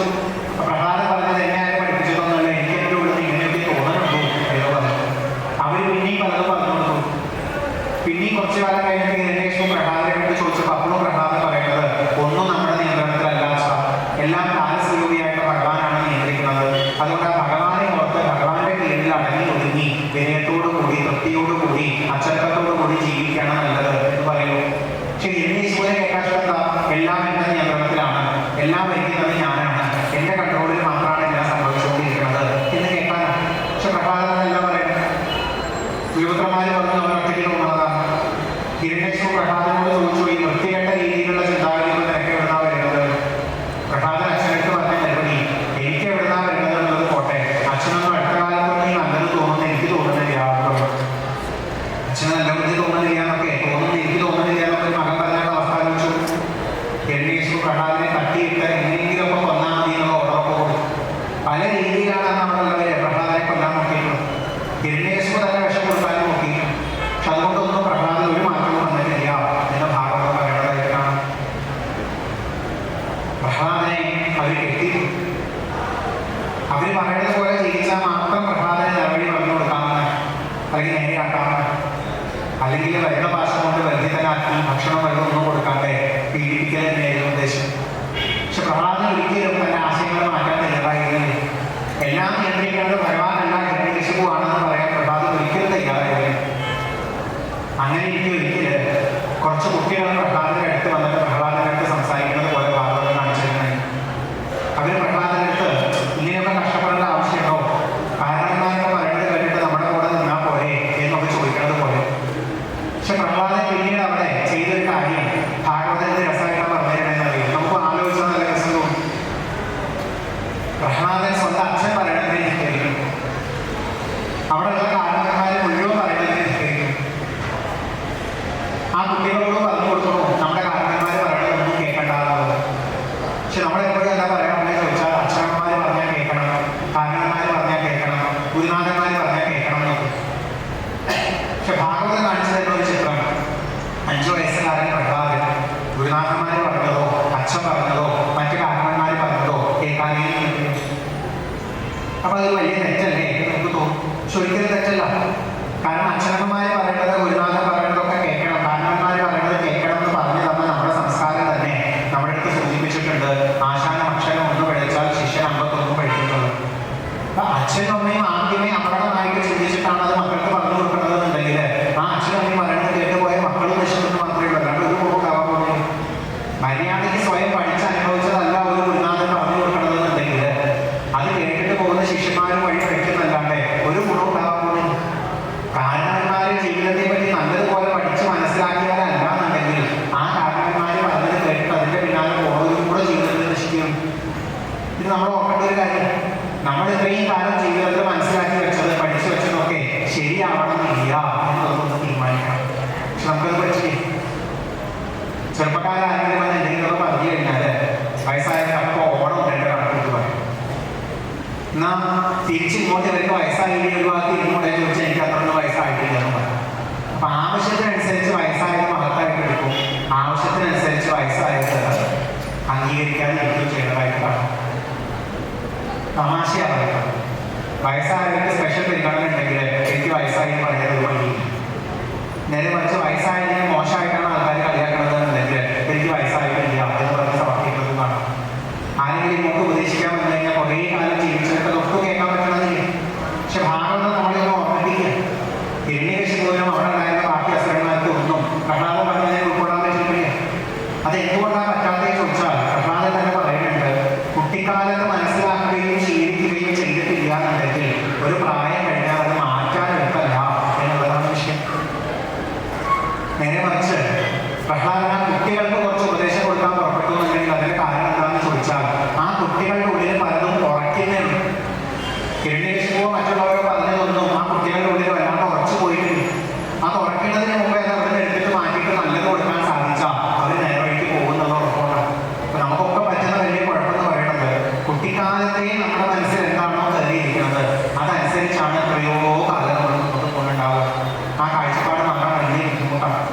ജീവിതം എങ്ങനെ ആവണം എന്നുള്ളതിനെ പറ്റി, ജീവിതത്തിൽ പ്രധാനപ്പെട്ടത് എന്താണെന്നുള്ളതിനെ പറ്റി, പഠിപ്പിനെ പറ്റി, ജോലിയെ പറ്റി, വിവാഹത്തെ പറ്റി, മക്കളുണ്ടാകുന്നതിനെ പറ്റിയിട്ട്, എത്ര കാലം ജീവിക്കണം എന്നുള്ളതിനെ പറ്റി, ഈശ്വരനെ പറ്റി, അമ്പലത്തെ പറ്റി, ഇത്രയും കാര്യങ്ങളെ പറ്റിയിട്ടൊക്കെ നമുക്ക് നമ്മുടേതാകുന്ന കുറേ വിശ്വാസങ്ങളും കാഴ്ചപ്പാടുകളും കുട്ടിക്കാലത്തൊക്കെ പെട്ടെന്ന് ഒരു ദിവസം ആരെങ്കിലും എന്തെങ്കിലും ഒന്ന് പറഞ്ഞു കഴിഞ്ഞാൽ അതൊന്നും നമുക്ക് മാറ്റാനായിട്ട് പറ്റില്ല. പഠിക്കണത് എന്തിനു വേണ്ടിയാൽ ചോദിച്ചാൽ ജോലി കിട്ടാൻ വേണ്ടിയിട്ട്, ജോലി എന്തിനു വേണ്ടിയിട്ടാണ് ചോദിച്ചാൽ കാശ് കിട്ടാൻ വേണ്ടിയിട്ട്. ഇന്നത്തെ ഏതെങ്കിലും പേരക്കുട്ടികൾ ഒരു ജോലി കിട്ടിയെന്ന് വന്ന് പറഞ്ഞു കഴിഞ്ഞാൽ, ഒരു കോഴ്സ് പഠിക്കുകയാണെന്ന് പറഞ്ഞു കഴിഞ്ഞാൽ, മിക്ക പ്രായമായിട്ട് മുത്തശ്ശിമാർക്കും ആകെ ചോദിക്കാനുള്ളത് ഇത്രയും കാലമായിട്ട് പഠിക്കാൻ കഴിയുകയും ജോലി കിട്ടിയാൽ അവർക്ക് ആകെ ചോദിക്കാനുള്ളത് ശമ്പളം എത്രയാണ്. ഞാൻ എൻ്റെ പാഷൻ കൊണ്ടാണ് പഠിക്കുന്നത്, അറിയാനുള്ള താല്പര്യം കൊണ്ടാണ് പഠിക്കുന്നത്, ഞാൻ എൻ്റെ പാഷൻ കൊണ്ടാണ് ജോലി ചെയ്യുന്നത്, കാശ് കിട്ടാൻ വേണ്ടിയിട്ടല്ല എന്ന് പറഞ്ഞാൽ ആർക്കും ഉൾക്കൊള്ളാൻ പറ്റില്ല. അതെന്തോ ഉൾക്കൊള്ളാൻ പറ്റാതെ ചോദിച്ചു കഴിഞ്ഞാൽ കുട്ടിക്കാലത്ത് കാശിൻ്റെ ബുദ്ധിമുട്ടുകൊണ്ട് കുറേ അനുഭവിച്ചവരാവാം ഈ മുത്തശ്ശിയൊക്കെ. അപ്പം അവരുടെ മനസ്സിൽ ആകെപ്പാടെ ജീവിതത്തിൽ ഏറ്റവും വലുത് എന്താ ചോദിച്ചാൽ എങ്ങനെയെങ്കിലും പണം ഉണ്ടാവണം, പണം ഉണ്ടായാൽ മാത്രമേ ജീവിക്കാൻ പറ്റുള്ളൂ എന്നാണ്. അതിൽ നിന്ന് വ്യത്യസ്തമായിട്ടുള്ള ഒരാളെ കണ്ടാൽ ഉൾക്കൊള്ളാൻ പറ്റില്ല. കല്യാണപ്രായമായപ്പോൾ കല്യാണം കഴിക്കേണ്ടെന്ന് ഒരാൾ തീരുമാനിച്ചാൽ കുഴപ്പമുണ്ടെന്ന് പറഞ്ഞോളി. നമുക്കൊരിക്കലും കല്യാണം കഴിക്കാതെ ജീവിക്കുന്ന ഒരാളെ ചിന്തിക്കാൻ പറ്റുന്നില്ല. മക്കൾ വേണ്ട എന്ന് ചിന്തിക്കുന്നവരെ ഉൾക്കൊള്ളാൻ പറ്റുന്നില്ല. ഒരു കുട്ടി മതി എന്ന് ചിന്തിക്കുന്നവരെ ഉൾക്കൊള്ളാൻ പറ്റുന്നില്ല. എന്താണോ കാലങ്ങളായിട്ട് ശീലിച്ചു വെച്ചിരിക്കുന്നത് അത് മാത്രമേ പറ്റൂ. ഇതിങ്ങനെയാണ് എന്നുണ്ടെങ്കിൽ ബാക്കി കാര്യങ്ങൾ വല്ലതും പറയാനുണ്ടോ? ഏറ്റവും തമാശയായിട്ട് തോന്നും. ഏതൊക്കെ കാര്യങ്ങളിൽ എനിക്ക് വ്യാപിച്ച് കിടക്കുന്നുണ്ടെന്ന് പറയുന്നത് ഉദാഹരണമായിട്ട് അച്ഛൻ മരിച്ചിട്ട് ഒരു കുട്ടി കരയിട്ടില്ല എന്ന് പറഞ്ഞിട്ടായിരുന്നു ആൾക്കാരുടെ പ്രശ്നം കുറച്ച് കാലം മുമ്പ്. അച്ഛൻ മരിച്ച ഇങ്ങനെയൊക്കെ വന്നിട്ട് മൈക്കിന്റെ മുന്നിൽ സംസാരിക്കാൻ കുറച്ചൊക്കെ ഇന്ന് കരയുണ്ട്. നമ്മളിത് എത്രയാണ് നമ്മുടെ ഉള്ളിൽ ഉറപ്പിച്ചു വെച്ചിരിക്കണമെന്നോ? അച്ഛനമ്മമാരെ മരിച്ചാൽ ബന്ധുക്കൾ കുറേ നേരം കണ്ടുകൊണ്ടിരിക്കണം. കുട്ടികൾ മരിച്ച അച്ഛനും അമ്മയും കുറേ കാലം പുറത്തേക്ക് ഇറങ്ങാൻ പാടില്ല. ഭർത്താവ് മരിച്ച ഭാര്യ പുറത്തേക്ക് ഇറങ്ങാൻ പാടില്ല. ഭാര്യ മരിച്ച ഭർത്താവ് എപ്പോഴും വിഷമിച്ചുകൊണ്ടിരിക്കണം. നമ്മളിത് മുഴുവൻ ശീലമാക്കി വെച്ചിരിക്കുക. അങ്ങനെയൊക്കെ ചെയ്തില്ലെങ്കിൽ എന്തോ മോശമാണ്, അങ്ങനെയൊക്കെ ചെയ്തില്ലെങ്കിൽ എന്തോ കുഴപ്പമാണ്. അപ്പൊ ഇത് എത്രയോ കാലമായിട്ട് നമ്മുടെ ഉള്ളിലുണ്ടെങ്കിൽ ഇതിൽ നിന്ന് വ്യത്യസ്തമായ ഒരാളെ കണ്ടു കഴിഞ്ഞാൽ നമുക്ക് ഉൾക്കൊള്ളാൻ എത്ര ബുദ്ധിമുട്ടുണ്ടാവുന്ന ആലോചിച്ചു. ഈശ്വരനെ പറ്റിയിട്ടും അങ്ങനെയല്ലേ? ഈശ്വരനെ പ്രാർത്ഥിക്കുന്നത് എന്തിനാണ്? ഞാൻ വിചാരിച്ച പോലെ കാര്യങ്ങൾ നടക്കാൻ വേണ്ടിയിട്ടാണ്. ഇതാണ് കുട്ടിക്കാലത്ത് നമ്മുടെ ഉള്ളിൽ ഉള്ളതെന്നുണ്ടെങ്കിൽ എത്രയോ കാലം കഴിഞ്ഞ് ഏതെങ്കിലും ഒരു ഭാഗത്ത് വായിച്ചിട്ട് നല്ല ബുദ്ധി തോന്നാൻ വേണ്ടിയിട്ടാണ് ഭഗവാനെ പ്രാർത്ഥിക്കുന്നത് എന്നൊന്നും പറഞ്ഞാൽ നമുക്ക് ഉൾക്കൊള്ളാൻ പറ്റില്ല. കാരണം നമ്മൾ കാലങ്ങളായിട്ട് നമുക്ക് ഇഷ്ടമുള്ളതെല്ലോ അത് തരണമെന്ന് വിചാരിച്ചിട്ട് മാത്രമാണ് ഭഗവാനെ കണ്ടിട്ടുണ്ടാവുക. ഈശ്വരൻ എവിടെയോ ഇരിക്കുന്ന ഒരാളല്ല, നമ്മളിൽ എല്ലാവരും ഉണ്ടെന്നുള്ളത് കുട്ടിക്കാലം തൊട്ടേ നമ്മൾ പറഞ്ഞ് ശീലിച്ചിട്ടില്ല എന്നുണ്ടെങ്കിൽ ഉൾക്കൊള്ളാൻ പറ്റില്ല. നമ്മുടെ കുറേ അന്ധവിശ്വാസങ്ങൾ, അപകടം പിടിച്ച കുറേ ആചാരങ്ങൾ, അതിൻ്റെ പേരിൽ നമുക്കുണ്ടാവുന്ന പേടികൾ, കുറെ ദൈവകോപങ്ങൾ നമ്മൾ വിളിക്കുന്നത്, ദൈവദോഷങ്ങൾ നമ്മൾ വിളിക്കുന്നത്, ഇതൊക്കെ കുട്ടിക്കാലത്ത് നമ്മുടെ ഉള്ളിൽ കയറിയിട്ടുള്ളതാണ്. അത് മാറ്റാന്ന് പറയുന്നത് എളുപ്പമല്ല. അത് മാറാതെ നമ്മുടെ ഉള്ളിൽ തന്നെ കിടക്കുമ്പോൾ കുറേ ബുദ്ധിമുട്ടുകൾ നമുക്ക് അതുകൊണ്ട് കഴിയുന്നവരാണ്. പ്രഹ്ലാദന കുട്ടികളുടെ പറഞ്ഞത് എന്താണെന്ന് വെച്ചാൽ കൗമാര പ്രായത്തിൽ തന്നെ ഇത് പലതും ഉൾക്കൊള്ളാൻ പറ്റണം. അങ്ങനെ ഉൾക്കൊള്ളാനേ അത് ഉള്ളിലിരിക്കുള്ളൂ. പിന്നെ മാറ്റാൻ എളുപ്പമല്ല. നമുക്കൊക്കെ അറിയാലോ, എത്രയോ കാര്യങ്ങൾ ചെറുപ്പക്കാർ പെട്ടെന്ന് പഠിക്കും. കുറച്ച് പ്രായമായി കഴിഞ്ഞാൽ പലതും പഠിക്കാൻ എളുപ്പമല്ല, പലതിനോടും പൊരുത്തപ്പെടാൻ എളുപ്പമല്ല. ഇത് ജീവിത സങ്കല്പങ്ങളോടും ജീവിത രീതികളോടും അങ്ങനെ തന്നെയാണ്. ആധ്യാത്മികത, മനസ്സടങ്ങുന്ന രീതി, അച്ചടക്കം, ഭക്തിജ്ഞാന വ്യക്തികൾ, ഇതൊന്നും ഒരു പ്രായമായി കഴിഞ്ഞാൽ നമുക്ക് ഉണ്ടാക്കിയെടുക്കാൻ പറ്റുന്നതല്ല.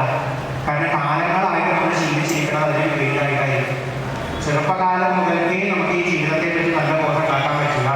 നമ്മുടെ മനസ്സിനെ നിയന്ത്രിച്ചു പോകുന്ന രീതി നമ്മൾ ശീലിച്ചു കഴിഞ്ഞാൽ ജീവിതം ഏറ്റവും സുന്ദരമാകും എന്നൊന്ന് ഓർമ്മിപ്പിച്ചു തരും. പ്രധാന കുട്ടികൾക്ക് പറഞ്ഞു കൊടുത്തു വ്യക്തമായിട്ട്, എൻ്റെ അച്ഛൻ പറയണത് പോലെ, നിങ്ങളുടെ അച്ഛന്മാർ പറയണത് പോലെ ഭാഷ പിടിച്ച് ഭാഷകൾ മുഴുവൻ നടപ്പിലാക്കാൻ വേണ്ടി ജീവിക്കുന്നത് അത്ര നല്ലതല്ല. കാരണം മനസ്സിൻ്റെ ഭാഷകൾ ഒരു കാലത്തും തീരില്ല. ഇന്ന് ഇതാണ് ഭാഷ എന്നുണ്ടെങ്കിൽ നാളെ വേറെ രീതിയിലും മറ്റന്നാൾ വേറെ രീതിയിലും നമ്മുടെ ഭാഷകൾക്ക് വേണ്ടി ആരെയും ഉപദ്രവിക്കാൻ വഴിയില്ലാത്ത നിലയിലേക്ക് നമ്മൾ കൊണ്ടെത്തി. ചെറിയ ചെറിയ ഭാഷകൾ ഉപദ്രവം ഇല്ലാണ്ടിരിക്കുമ്പോൾ നമുക്ക് അത്ര കുഴപ്പം തോന്നില്ല. പക്ഷെ അതേ പിടിഭാഷകളാണ് നമ്മുടെ ഉള്ളിൽ ഏറ്റവും അപകടമാകുമ്പോൾ വലിയ പ്രശ്നങ്ങളിലേക്ക് നമ്മളെ കൊണ്ടെത്തിക്കുന്നത്. ആൾക്കാർ പരസ്പരം കൊല്ലുന്നത് ഈ സ്വന്തം ഭാഷകളെ നിയന്ത്രിക്കാൻ അറിയാത്തതുകൊണ്ടാണ്. നമ്മളൊക്കെ എത്രയോ കേൾക്കുന്നുണ്ട്, എൻ്റെ ഇഷ്ടത്തിന്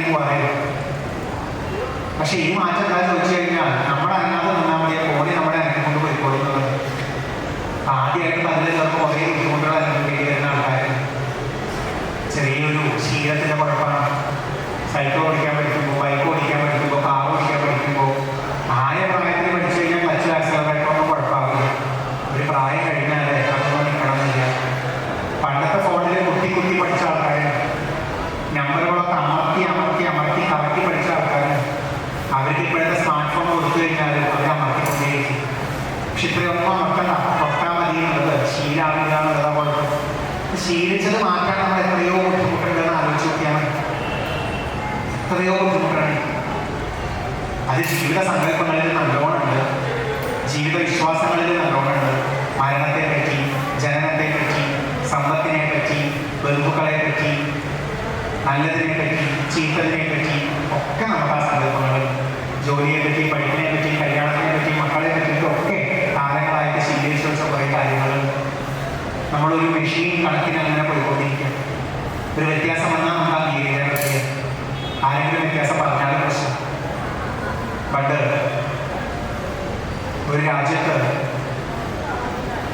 മെയിൻ റോഡുകളിലൂടെ ഒരു കാർ അപകടമായിട്ടുള്ള രീതിയിൽ പോയി ഓവർ സ്പീഡിൽ റോങ് ഡയറക്ഷനിൽ പോയിക്കൊണ്ടിരിക്കുകയും മറ്റു കാറുകളൊക്കെ നേരെ പോയി.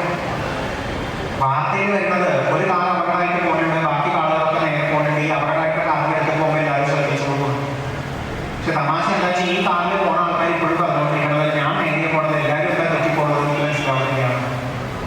അപ്പം നമ്മൾ സ്ഥിരം നമ്മളാണ് ശരിയെന്ന് വിചാരിച്ചുകൊണ്ടിരുന്നാൽ നമ്മളിൽ നിന്ന് വിട്ടു നിൽക്കുന്ന അല്ലെങ്കിൽ നമ്മളെ പോലെ അല്ലാത്ത ആൾക്കാർ ചെയ്യുന്നതൊക്കെ നമുക്ക് തെറ്റായിരിക്കും. അതും ഒരു വലിയ കൂട്ടം മുഴുവൻ ചിന്തിക്കുന്നത് ഒരേപോലെയാണെന്ന് വെച്ചാൽ വ്യത്യസ്തമായിട്ട് ചിന്തിക്കുന്ന ഒരാൾ നല്ലോണം പെട്ടുപോകും അതിൻ്റെ ഇടയിൽ എന്നുള്ളത് ഉറപ്പാണ്. അപ്പം നമുക്കങ്ങനെ ഒറ്റപ്പെടാൻ ഇഷ്ടമല്ലാത്തതുകൊണ്ട് നമ്മളെപ്പോഴും എല്ലാവരും ചെയ്യുന്നതിൻ്റെ പിന്നാലെ അങ്ങനെ പോയിക്കൊണ്ടിരിക്കും. നാട് ഓടുമ്പോൾ നടുവേ ഓടുന്നു പറയുന്നത് നമുക്ക് സൈഡിൽ കൂടെ പോകാൻ ഇഷ്ടമല്ല. ഒറ്റയ്ക്കായി കഴിഞ്ഞാൽ എന്തോ ബുദ്ധിമുട്ടാണെന്നുള്ള തോന്നൽ. പ്രഹ്ലാദനെ പറഞ്ഞത് മുന്നോട്ട് മനസ്സിലായി. അവർ പ്രഹ്ലാദനെ ടീമിലായി. ഗുരുനാഥന്മാരെ നോക്കുമ്പോൾ എല്ലാവരും മാറി പ്രഹ്ലാദന്റെ ഒപ്പം അരികിൽ തിരിച്ചു. ഹിരണ്യകശിപുവിന് ദേഷ്യം വന്നു. പ്രഹ്ലാദനെ വന്ന് കൊല്ലാൻ പറ്റുകയാണ്. അപ്പോഴും ഹിരണ്യകശിപു ചോദിക്കുന്നത് എല്ലാം എൻ്റെ കൺട്രോളിലാന്ന് അറിഞ്ഞിട്ടും നീ എങ്ങനെ എനിക്ക് എതിരെ നിൽക്കുന്നത്? നിനക്ക് എവിടുന്ന ഈ ധൈര്യം എന്ന് ചോദിച്ചു. പ്രഹ്ലാദ പറഞ്ഞ മറുപടി അച്ഛനെല്ലാം അടക്കി ഭരിക്കാനുള്ള ശക്തി പോലെ തന്നെയാണ് എനിക്ക് അച്ഛനെതിരെ നിൽക്കാനുള്ള ശക്തി. അച്ഛനെ ഇതുപോലെ ആക്കിയത് ആരാണോ അതേ ശക്തി തന്നെയാണ് എന്നെയും നിലനിർത്തുന്നത് എന്ന് പറഞ്ഞു. ഹിരണ്യകശിപുവിനെ ഉൾക്കൊള്ളാൻ പറ്റില്ല. കാരണം ഞാനായത് ഞാൻ തന്നെ ആയിട്ട് ആണ്, അല്ലാണ്ട് എന്നെ വേറെ ആരോ സഹായിച്ചിട്ടുള്ളത് ഹിരണ്യകശിപുവിന് ഒട്ടും അംഗീകരിക്കാൻ പറ്റുന്നില്ല. ആരുടെയോ ആനുകൂല്യം കൊണ്ടാണ് ഞാൻ ഇങ്ങനെ ആയത് എന്നുള്ളത് ഹിരണ്യകശിപുവിന് ഒട്ടും അംഗീകരിക്കാൻ പറ്റുന്നത്. പ്രഹ്ലാദ പറഞ്ഞു അച്ഛൻ എല്ലാവരെയും ജയിച്ചു, അച്ഛൻ എന്തോ നമ്പർ 1 ആയി എന്നുള്ളത് അച്ഛൻ്റെ മനസ്സിന്റെ തോന്നൽ മാത്രമാണ്. അച്ഛൻ്റെ മനസ്സ് അച്ഛനെ പറ്റിച്ചിരിക്കുകയാണ്. അച്ഛൻ്റെ മനസ്സ് അച്ഛനെ ജയിച്ചു എന്നുള്ള തോന്നൽ ഉണ്ടാക്കി പറ്റിച്ചിരിക്കുകയാണ് എന്ന് പ്രഹ്ലാദ പറഞ്ഞു. ഹിരണ്യകശിപുവിന് ദേഷ്യം പറഞ്ഞു. പ്രഹ്ലാദനത്തെ ഹിരണ്യകശിപു ചോദിക്കുന്നുണ്ട് എന്നെ കൂടി നിയന്ത്രിക്കുന്ന ആളുണ്ടെങ്കിൽ ഇവിടെ എല്ലായിടത്തും ഉണ്ടെന്ന് പ്രഹ്ലാദ പറഞ്ഞു. ഒരു തമാശ പോലെ ഒരു തൂണ് കാണിച്ചിട്ട് ഹിരണ്യകശിപു ചോദിക്കുന്നു എന്നാ എന്നെ നിയന്ത്രിക്കണമെന്ന് നീ പറഞ്ഞ ശക്തി ഈ തൂണിലുണ്ടോ ചോദിക്കും. ഉണ്ട് എന്ന് പ്രഹ്ലാദ പറയും. അടുത്ത നിമിഷം ഹിരണ്യകശിപു ചെയ്യുന്നത് ഞാൻ നിന്നെ കൊല്ലാൻ വേണ്ടി തീരുമാനിക്കുകയാണ്. എന്റെ കണക്കില് ഞാൻ വിചാരിച്ചത് എന്ത് എനിക്ക് ചെയ്യാൻ പറ്റും. എന്നെ നിയന്ത്രിക്കാനുള്ള അറിയില്ല. ഞാൻ നിന്നെ കൊല്ലണം വിചാരിച്ചാൽ എനിക്ക് കൊല്ലാൻ പറ്റും. പക്ഷെ നീ പറയുന്നത് പോലെ എന്നെയും നിയന്ത്രിക്കുന്നത് വേറൊരു ശക്തിയാണെന്നുണ്ടെങ്കിൽ ഞാൻ എന്നെ കൊല്ലുന്ന സമയത്ത് ആ ശക്തി വന്നിട്ട് എന്നെ തടയുന്നതും എന്നെ രക്ഷിക്കുന്നതും ഞാൻ കാണട്ടെ എന്നാണ് ഹിരണ്യകശിപു പറയുന്നത്. കൊല്ലാൻ നിൽക്കുന്നതെന്ന് പറയുന്നത് ഹിരണ്യകശിപു നേരെ ചെയ്തത് വാശി കാരണം ആ തൂണിലേക്ക് അമർത്തിയിരിക്കുന്നതാണ്. ആ ഇടിയോട് കൂടിയിട്ട് ആ തൂണില് ഭഗവാന്റെ നരസിംഹരൂപം കാണപ്പെട്ടു എന്നാണ് ഇവിടെ പറയുന്നത്. ഹിരണ്യകശിപു നോക്കുമ്പോൾ തന്നെ താൻ വിചാരിച്ച പോലെ അല്ലാത്ത രൂപമാണെന്ന് മനസ്സിലായി. മനുഷ്യനോ മൃഗമോ തന്നെ തോൽപ്പിക്കരുതെന്ന് പറഞ്ഞപ്പോൾ മനുഷ്യനും മൃഗവും കൂടിയ രൂപമാണ് വന്നിരിക്കുന്നത് എന്ന് മനസ്സിലാവുക. പിന്നീട് കൊണ്ട് വലിയ യുദ്ധം ഹിരണ്യകശിപു നരസിംഹമൂർത്തി തമ്മിൽ. പലപ്പോഴും ഹിരണ്യകശിപുവിന് സ്വയം ജയിച്ചു എന്ന് തോന്നും. പക്ഷെ പിന്നെ പിന്നെ നരസിംഹമൂർത്തി ഹിരണ്യകശിപുവിന്റെ അഹങ്കാരം മുഴുവൻ ഇല്ലാതെ ഉമ്മരപ്പടിയിൽ വെച്ച് ആകാശത്തും ഭൂമിയിലും അല്ലാണ്ട് തന്റെ മടിയിൽ നിർത്തി കുതിര കാണാൻ ശ്രമിക്കുന്ന ഹിരണ്യകശിപുവിന്റെ മാരണത്തിലേക്ക് നഖങ്ങൾ കുത്തി അരക്കി വലിച്ചു കയറി ഹിരണ്യകശിപുവിനെ നശിപ്പിച്ച് കളഞ്ഞിട്ടുണ്ട് നരസിംഹമൂർത്തി. ലോകം മുഴുവൻ കരുതാറാണ്. എന്നെ നിയന്ത്രിക്കാൻ വേറെ ആരും ബാക്കിയില്ല, എന്റെ വാശി അനുസരിച്ച് ഇവിടെ എല്ലാ കാര്യങ്ങളും നടക്കുള്ളൂ എന്ന് ചിന്തിച്ച് അതിനുവേണ്ടി പരിശ്രമിച്ചാണ് ആ ഹിരണ്യകശിപു അവിടെ കിടക്കണം. എല്ലാവരും പേടിയായിരുന്നു നരസിംഹമൂർത്തിയുടെ അടുത്തേക്ക് പോകാൻ. പ്രഹ്ലാദനെ പറഞ്ഞേക്കുമ്പോൾ പ്രഹ്ലാദൻ അവിടെ ചെന്ന് പേടിയില്ലാണ്ട് നമസ്കരിക്കുമ്പോൾ നരസിംഹമൂർത്തി ദേഷ്യത്തിന്റെ ഭാവമൊക്കെ മാറ്റിയിട്ട് കാരുണ്യത്തോടു കൂടി നിന്നിട്ട് ഹിരണ്യകശിപുവിനെ വലിച്ചെറിയ അതേ കൈകളെ കൊണ്ട് പ്രഹ്ലാദന്റെ ശിരസിന് അഭയം നൽകി അനുഗ്രഹിക്കുന്നതായിട്ട് കാണാം.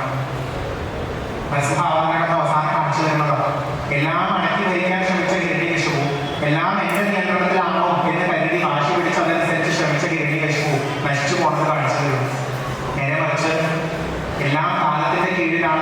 തിരിച്ചറിഞ്ഞ് നിയന്ത്രണത്തോടു കൂടി അച്ചടക്കത്തോടു കൂടി പോയിട്ടുള്ള പ്രഹ്ലാദനാണെങ്കിലോ അനുഗ്രഹം കിട്ടുന്നത് കാണാം, ആഗ്രഹം കിട്ടുന്നത് കാണാം. നമ്മൾ വാശി പിടിച്ചുകൊണ്ടിരിക്കും തോറും കാലം അതിനപ്പുറത്തുള്ള കളി കളിച്ചിട്ട് നമ്മുടെ വാശിയെ മുഴുവൻ ഇരട്ടിയത്. ഹിരണ്യകശിപു എത്ര വാശി പിടിച്ചാലും അതിനപ്പുറത്തുള്ള വേഷത്തിൽ വന്നിട്ട് നരസിംഹം നോക്കി ഹിരണ്യകശിപുവിനെ അടിച്ച് കേട്ടേക്കിയതുപോലെ പ്രഹ്ലാദനെ പോലെ വാശി പിടിക്കാതിരിക്കുകയാണെന്നുണ്ടെങ്കിൽ കാലം പൊന്നുപോലെ നമ്മളെ നോക്കി മുന്നോട്ട് കൊണ്ടുപോകുന്നത് കാണാം.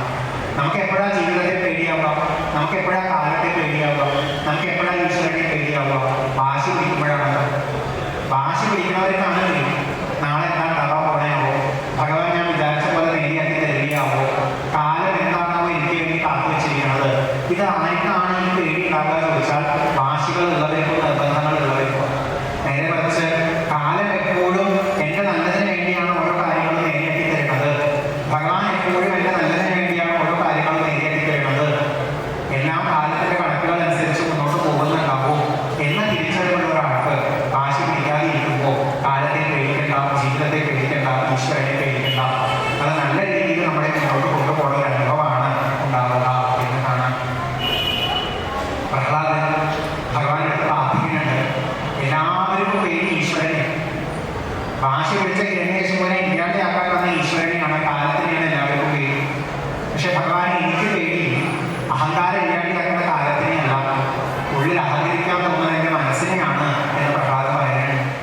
വാശി പിടിച്ചിട്ട് വാശി നടത്താതെ ഉള്ള രീതിയിലേക്ക് നമ്മളെ കൊണ്ടെത്തിക്കുന്ന കാലത്തിനെയല്ല പേടിക്കേണ്ടത്, വാശി പിടിക്കാൻ തോന്നുന്ന നമ്മുടെ മനസ്സിനെയാണ് പേടിക്കേണ്ടത് എന്ന് പ്രഹ്ലാദനോട് പറയേണ്ടതായിട്ട് കാണാം.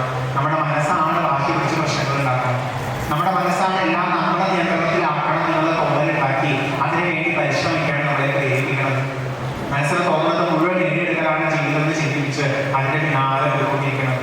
ഒരു ഘട്ടത്തിൽ തീരാണ്ട് ഉള്ളിൽ നിന്നിങ്ങനെ ലിസ്റ്റുകൾ വന്നുകൊണ്ടേയിരിക്കും, അത് വേണം, ഇത് വേണം, അങ്ങനെ വേണം, ഇങ്ങനെ വേണം എന്നുള്ളത്. പക്ഷെ മനസ്സിനെ നിയന്ത്രിക്കാൻ എപ്പോഴാണോ ശ്രമിക്കുന്നത്, കാലത്തിന്റെ നിയമങ്ങൾക്കനുസരിച്ചേ ജീവിക്കുള്ളൂ നമ്മളിവിടെ തിരിച്ചറിഞ്ഞ് മനസ്സിനെ മാനേജ് ചെയ്യാൻ എപ്പോഴാണോ നമ്മൾ പഠിക്കുന്നത്, അപ്പൊ കാര്യങ്ങൾ നേടിയാവും എന്ന് പ്രഹ്ലാദൻ പറയേണ്ടതായിട്ട് കാണും. പിന്നീട് വരം വേണമെങ്കിൽ ചോദിച്ചോളൂ എന്ന് ഭഗവാൻ പറയുമ്പോൾ പോലും ഇങ്ങനെ പ്രലോഭനങ്ങളിൽ വീഴാതിരിക്കാനും എന്തെങ്കിലുമൊക്കെ വരങ്ങൾ ചോദിക്കാതിരിക്കാനുള്ള ഒരനുഗ്രഹം മാത്രം എനിക്ക് തന്നാൽ മതി എന്നാണ് പ്രഹ്ലാദൻ പറയേണ്ടതായിട്ട് കാണാം. ഹിരണ്യകശിപുവിനെ പോലെ പോയി കഴിഞ്ഞാൽ ജീവിതത്തിൽ പേടിക്കാതിരിക്കാൻ ഒരിക്കലും വിചാരിക്കേണ്ട. പ്രഹ്ലാദനെ പോലെ ആവുമ്പോൾ മാത്രമാണ് അത്യധികമായിട്ട് പേടിക്കാതിരിക്കുക. പക്ഷെ നമ്മൾ നേരെ തിരിച്ചാണ്. നമ്മൾ നല്ല ശമ്പളമുള്ള ഒരു ജോലിയിലേക്ക് എത്തിക്കഴിഞ്ഞാൽ ചിലപ്പോൾ പറയാറുണ്ട് ഇനി പേടിക്കാനൊന്നുമില്ല. ഏതെങ്കിലും നല്ല സ്ഥലത്തേക്ക് എത്തിപ്പെട്ട് സെറ്റിലായി കഴിഞ്ഞാൽ നമ്മൾ ചിലപ്പോൾ പറയാറുണ്ട് ഇനി പേടിക്കാനില്ല. അവിടെ നമ്മൾ പേടിക്കാനില്ല എന്ന് പറയുമ്പോൾ ഉദ്ദേശിക്കുന്നത് എന്താ വെച്ചാൽ ആവശ്യത്തിന് കാശ് സൗകര്യങ്ങളൊക്കെ ഉണ്ട്, പ്രശ്നങ്ങളൊക്കെ വന്നാൽ മാനേജ് ചെയ്യാൻ അറിയാവുന്ന. പക്ഷേ അതുകൊണ്ട് മാത്രം എല്ലാ പ്രശ്നങ്ങളെയും മാനേജ് ചെയ്യാൻ പറ്റുമോ ചോദിച്ചാൽ ഇല്ല. നമ്മുടെ നിയന്ത്രണത്തിലല്ലാത്ത പല സംഭവങ്ങളും വന്നോളൂ. കോവിഡ് വന്നപ്പോൾ വലിയൊരു ഉദാഹരണം. കയ്യിൽ കാശ് പോലെ മുഴുവൻ കോവിഡ് കാലത്ത് വിഷമമായിരുന്നില്ല എന്ന് വിചാരിക്കുന്നത്. അവർ കാശ് നല്ലോണം കയ്യിലുണ്ടായിട്ട് പോലും ജീവിതത്തിലെ സാഹചര്യങ്ങളോട് പൊരുത്തപ്പെടാൻ പറ്റാത്ത നല്ല പോലെ വേദനകളും ബുദ്ധിമുട്ടുകളും ഉണ്ടായിട്ടുള്ളത് കാണാം. അപ്പൊ നമുക്ക് ഏറ്റവും അധികം ജീവിതത്തിൽ വേണ്ടത് പലതും നമ്മുടെ നിയന്ത്രണത്തിലല്ലാണ്ട് സംഭവിച്ചാലും പേടിക്കാതിരിക്കാനുള്ള മനസ്സാണ്. അല്ലാണ്ട് സൗകര്യങ്ങൾ മുഴുവൻ ഉണ്ടാക്കിയെടുത്തിട്ട് എല്ലാം ഞാൻ വിചാരിച്ച പോലെ സംഭവിക്കുള്ളൂ, അതുകൊണ്ട് പേടിക്കേണ്ടി വരില്ല എന്നുള്ള തോന്നലല്ല. അതിനാണ് ആധ്യാത്മികത ശീലിക്കണം, ഭക്തിജ്ഞാനം ഇരട്ടികൾ ഉണ്ടാവണം, യാഥാർത്ഥ്യം അതിനെ ജീവിക്കാൻ ശ്രമിക്കണം എന്ന് നമ്മുടെ പൂർവ്വികരെ പോലും പറഞ്ഞു തരണം. ആധ്യാത്മികത എന്ന് പറഞ്ഞാൽ അതാണ്. പുറമേ മാറ്റം വരുത്താൻ നോക്കുന്നതിന് പകരം ഉള്ളിൽ മാറ്റം വരുത്താൻ നോക്കാം. നമ്മുടെ ഉള്ളിനെ മാറ്റാതെ അതിനനുസരിച്ച് പുറത്ത് നടക്കുന്ന കാര്യങ്ങൾ നേരെയാവണമെന്ന് ചിന്തിക്കുന്നതിന് പകരം നമ്മുടെ ഉള്ളിൽ വരുത്താവുന്ന മാറ്റങ്ങൾ വരുത്തിക്കൊണ്ട് ഒന്ന് നേരെയാവാൻ ശ്രമിക്കുക എന്നുള്ളതാണ് ഉദ്ദേശം. ആ ആധ്യാത്മികത ശ്രമിക്കുന്നവർക്കൊക്കെ സന്തോഷമായിട്ടിരിക്കാൻ പറ്റും.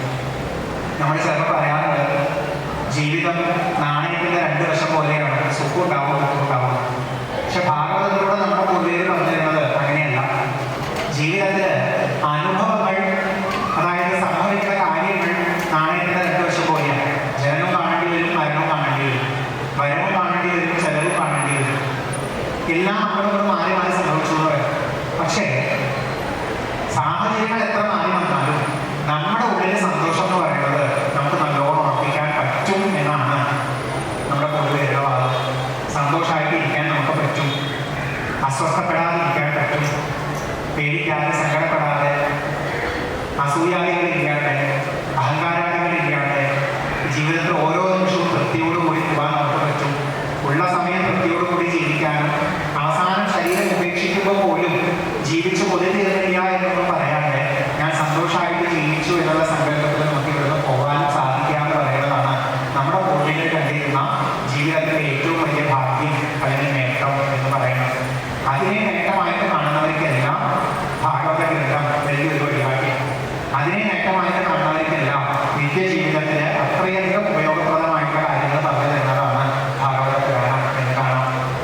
ഓരോ നിമിഷവും തൃപ്തനായിട്ട് ജീവിക്കുന്നതാണ് നമ്മുടെ ഉദ്ദേശം എന്നുണ്ടെങ്കിൽ, അവസാന നിമിഷവും തൃപ്തനായിട്ട് പോകലാണ് നമ്മുടെ ഉദ്ദേശം എന്നുണ്ടെങ്കിൽ, നമ്മുടെ ഉള്ളിലെ തൃപ്തിക്ക് വേണ്ടിയിട്ട് നമ്മുടെ ഏത് പിടിവാശികളെയും കളയാൻ നമ്മൾ തയ്യാറാണെങ്കിൽ, പുറമേ നേടിയാക്കുന്നതിന് പകരം ഉള്ളിൽ നേടിയാക്കാൻ നമ്മൾ തയ്യാറാണെങ്കിൽ, ഭാഗവതത്തിൽ എത്രയോ നല്ല ആശയങ്ങൾ നമുക്ക് പറഞ്ഞു തരുന്നു എന്ന് കാണാം. ഇത് ഭാഗവത പുരാണത്തിൻ്റെ മാത്രം പ്രത്യേകതയല്ല, സകല പുരാണങ്ങളുടെയും പ്രത്യേകത. എല്ലാ പുരാണ ഗ്രന്ഥങ്ങളും ഇതുപോലെ ജീവിതത്തിനെ പറ്റിയിട്ടുള്ള നല്ല സങ്കല്പങ്ങൾ നമുക്ക് കാണിച്ചു തരുന്നത്. ഈ സങ്കല്പങ്ങൾ ഉള്ളിൽ ഉറപ്പിച്ചുകൊണ്ടാണ് നമ്മൾ ഒരു വീട്ടിലായാലും അമ്പലത്തിൽ വന്നിട്ടായാലും പ്രാർത്ഥനകളും പൂജകളും ഒക്കെ ചെയ്യുന്നതെന്നുണ്ടെങ്കിൽ ഇരട്ടി ഫലം ചെയ്യും. നേരെ മറിച്ച് ഇതേ കാര്യങ്ങൾ തന്നെ ജീവിത സങ്കല്പം നേരെ ആവാതെയാണ് നമ്മൾ ചെയ്യുന്നതെന്നുണ്ടെങ്കിൽ വലിയ ഗുണങ്ങൾ നമുക്ക് ഉണ്ടാവാതെ നമ്മൾ ഇങ്ങനെ മുന്നോട്ട് പോകുന്നതായിട്ട് അനുഭവപ്പെടും. കാരണം ജീവിത സങ്കല്പമാണ് നമുക്ക് ജീവിതത്തിൽ സന്തോഷവും സങ്കടവും ഉണ്ടാക്കുന്നത് എന്നൊന്ന് ഓർത്ത് വയ്ക്കുക എന്നുള്ളത് മാത്രമേ ഉള്ളൂ. നമ്മൾ കൂടുതൽ അവർക്ക് അറിയുന്ന രീതിയിൽ അവർ മനസ്സിലാക്കിയതുപോലെ ജീവിതത്തിൽ വരച്ച് കാണിച്ച് നമ്മൾക്കാണ് ഇന്ന രീതിയിലൊക്കെ പോയാൽ കുഴപ്പങ്ങൾ ഉണ്ടാവും, ഇങ്ങനെ നല്ല രീതിയിൽ പോയി കഴിഞ്ഞാൽ സമാധാനം ഉണ്ടാവും, സന്തോഷം ഉണ്ടാവും എന്നൊക്കെ പറഞ്ഞു തന്നിരിക്കണം. ഏറ്റവും ചുരുക്കി പറയുകയാണെന്നുണ്ടെങ്കിൽ ഭാഗവതത്തിലൂടെ നമ്മുടെ പൂർവികർ പറഞ്ഞു തരുന്നത് എന്താണെന്ന് ചോദിച്ചാൽ, ഈ ജീവിതം ഇങ്ങനെയൊക്കെയാണെന്ന് മനസ്സിലാക്കിയപ്പോഴും അത് മനസ്സിലാക്കി ശ്രദ്ധിച്ചിട്ട് പോവുകയാണ്